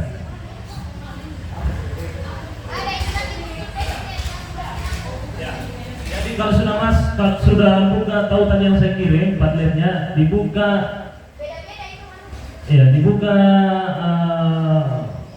tampilan ya, dibuka tampilan aplikasi dalam ini. Pilih yang ini. Kan ada 2 ya, ada lembar pengumpulan, kemudian ada produk ini. Tapi pilih yang ini, yang Tes Mengetik Indonesia. Kita sama-sama. Ya, jangan dulu ya.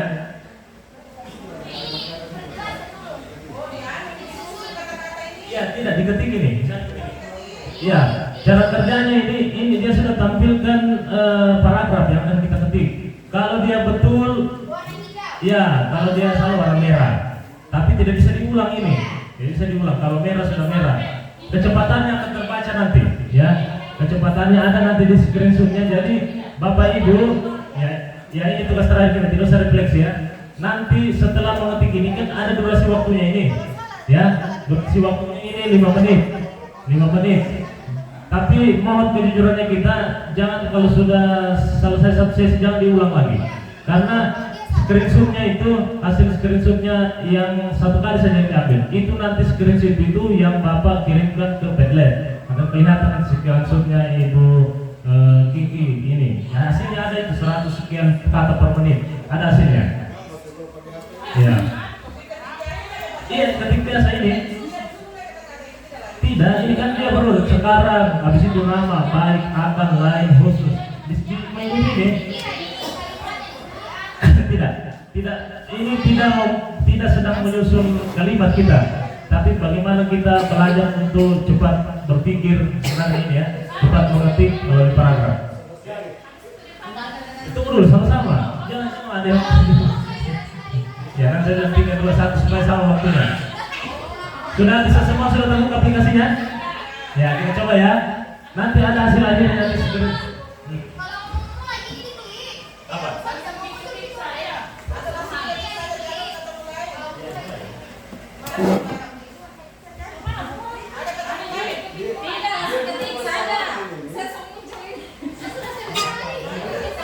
Iya.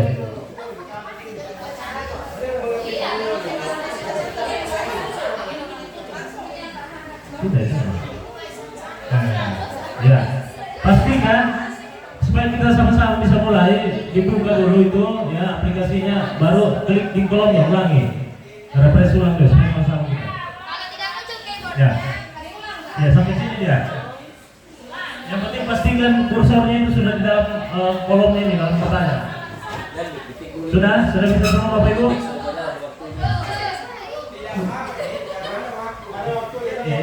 Ini waktunya. Kalau kita sudah mulai mengetik, jalan sudah waktunya ini. Ya sama-sama kita. Pastikan ini kursornya di dalam kotak ini. Oke? Baik Bapak Ibu. 3, 2, 1.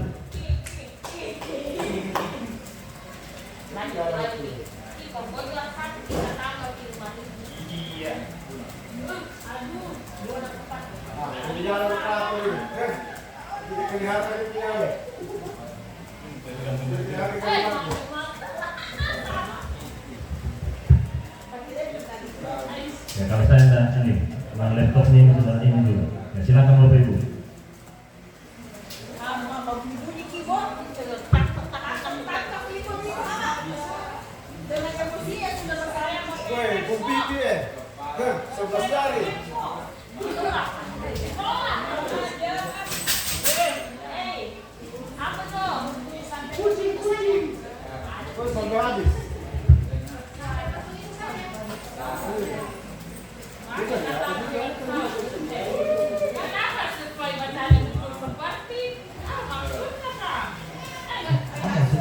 Ya, itu ya.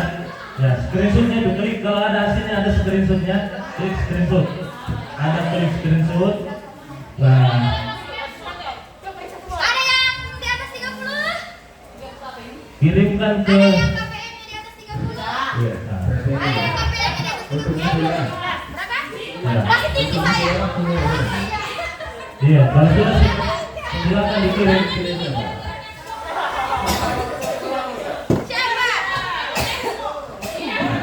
Siapa?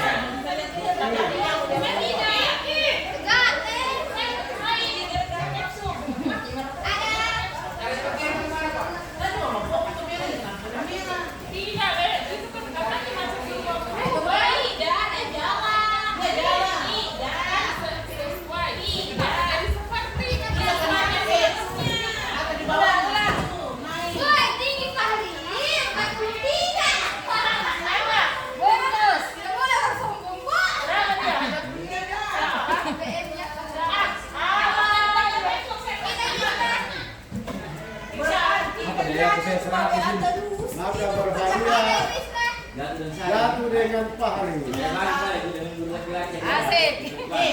Sembilan satu fokus ke kata merah-merah.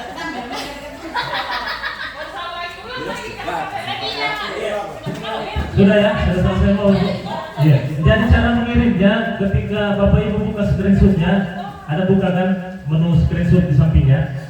Iya, kemudian di bagian atas itu ada linknya, copy itu linknya. Ini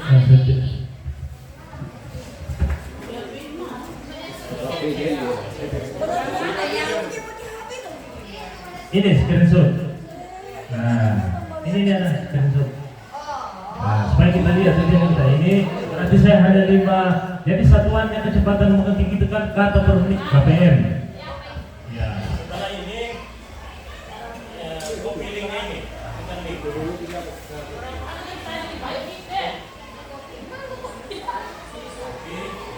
Baru masukkan di sini. Kan Bapak Ibu kan sudah terbuka Padletnya itu. Ada yang tanda-tanda panah, tanda apa di sini. Ya. Jadi tahap pertama itu screenshotnya, copy linknya. Ini baru buka Padletnya. Padlet buka, baru tambah ada ini di pojok di Padlet, klik, tulis dulu subjeknya sini. Tulis namanya Bapak Ibu. Belajar dari pagi dulu ya. Belajar dari pagi. Siap, luar biasa Pak PK ini. Ini screenshotnya, ini kan tampilan screenshotnya. Dia punya link kan ada di atas ini. Link screenshot ya, itu bro, copy, masukkan ke sini Padlet. Klik ini, tulis nama di sini, baru ini ada tampilkan.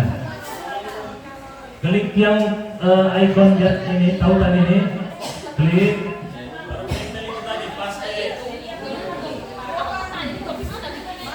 Paste tadi yang sudah kita copy itu di hasil screenshot.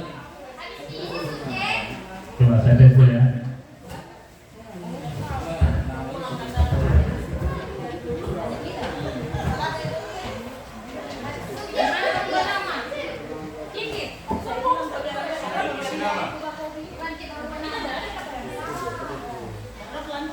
Nah ini kelihatan sudah. Jadi sudah muncul di sini di masing-masing dindingnya kita, wallnya kita, dengan menuliskan nama. Ini baru publikasikan. Keren. Nah, cari pulang A coba 5 KBN. Nanti akan muncul itu yang lainnya. Ayo Bapak Ibu, bisa. Ya, semuanya. Iya, semua ada Ibu Pipi, sudah luar biasa. 36 KPM. Ada ini siapa ini? Pelayan rank. Dia lupa namanya dulu. Oh, Ibu Kiki 38. Ya, sementara Ibu Kiki yang memimpin ini. Iya, tapi ada di bawah, ada di bawah. Ada di bawah ini kan? Ya, siap. Ini sudah live. Jadi ini bagusnya Padlet Bapak Ibu. Ini kita bisa terapkan juga di pembelajaran di kelas. Kalau kita mau misalnya hasilnya anak-anak yang kita tidak mau pakai quizzes atau background, kita mau hasil yang nyata melalui printout, bisa suruh foto dia, baru lampirkan nanti, arahkan dia ke link Padletnya kita. Jadi setelah ini harapan Bapak Ibu sudah harus atau coba buat akun Padlet masing-masing. Nah, ini bisa anak-anak ini hasilnya kita kirim, dia suruh dia kirim, berarti langsung kita bisa nilai sudah bagaimana jawabannya, karena muncul live di sini dia muncul. Nah, gitu. Ternyata yang tinggi lah kata ini.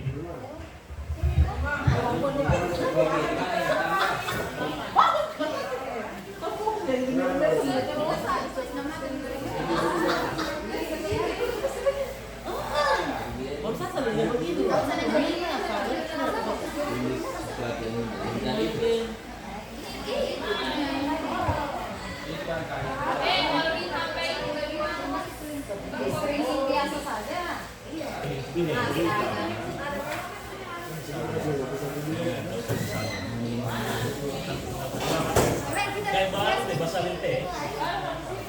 Masuk screenshot tadi. Astaga, sudah berarti tidak dapat. Tidak dapat. 44 ya tadi. Tidak sempat di screenshot, sudah tak keluar. Terpas aja, belum bisa dibagi nih. Uang madorong. Lagi. Kemarin utama begitu dari belakang ya. Belum ada namanya kok tadi. Kita 91.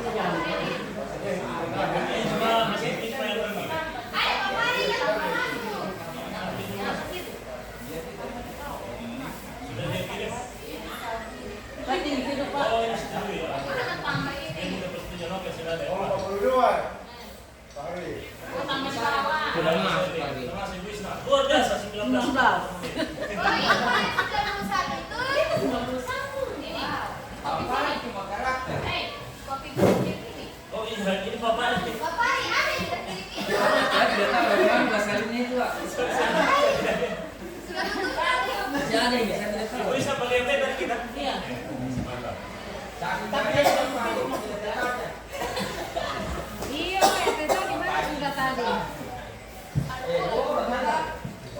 Tidak mungkin basis ulang.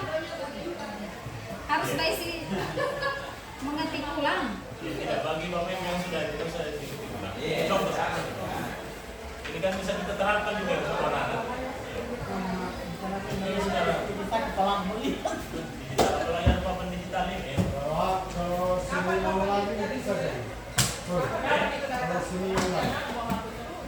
Iya, bisa. Iya, cuma itu orang yang punya pengalaman dia ini.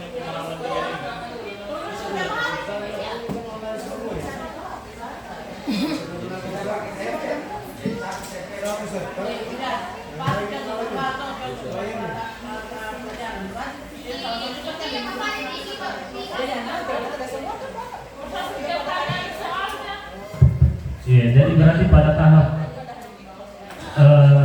refleksi ini Bu Isma, Pak Fahri.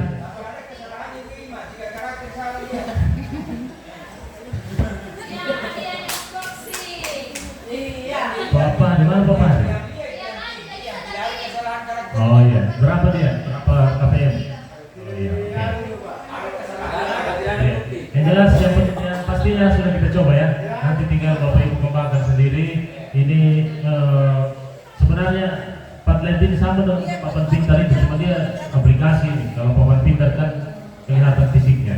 Ini kita bisa gunakan. Jadi berdasarkan hasil pretest, post-test, mohon hadiahnya dibagi 3 saja. Insya Allah kalau kita semangat melakukan pembelajaran, rezeki juga mengikut. Sebagai penutup, insya Allah Bapak Ibu siapkan dokumen laporannya untuk Bosda. Insya Allah awal bulan depan cair. Siapkan saja. Insya Allah awal bulan depan. Saya sudah ada instruksinya, sudah ada juga SBU-nya, sudah disuruh membuat harga sebenarnya sekarang. Ya, itu tambahan informasi. Jadi supaya nanti tidak dikejar-kejar, karena saya ini hanya dua tahap ini pencairannya Bosda, langsung dicairkan semua. Iya, laporannya bikin saja Januari sampai 2 tahap. Iya. Nanti kalau November tuh bikin saya sampai November dulu. Kalau bagaimana saya ke sana nanti, dia suruh lengkapi nanti masukkan belakangan tuh Desember baru kita masukkan. Gitu. Iya. Jadi demikian Bapak Ibu rangkaian kegiatan kita hari ini. Saya berterima kasih, apresiasi yang sedalam-dalamnya pada Bapak Ibu semua yang sudah antusias melakukan kegiatan ini. Kegiatan ini bagian daripada bagaimana upaya kita untuk mengembangkan diri lebih baik untuk menghadirkan pelayanan pendidikan kepada peserta didik kita. Demikian saya kembalikan ke Bapak.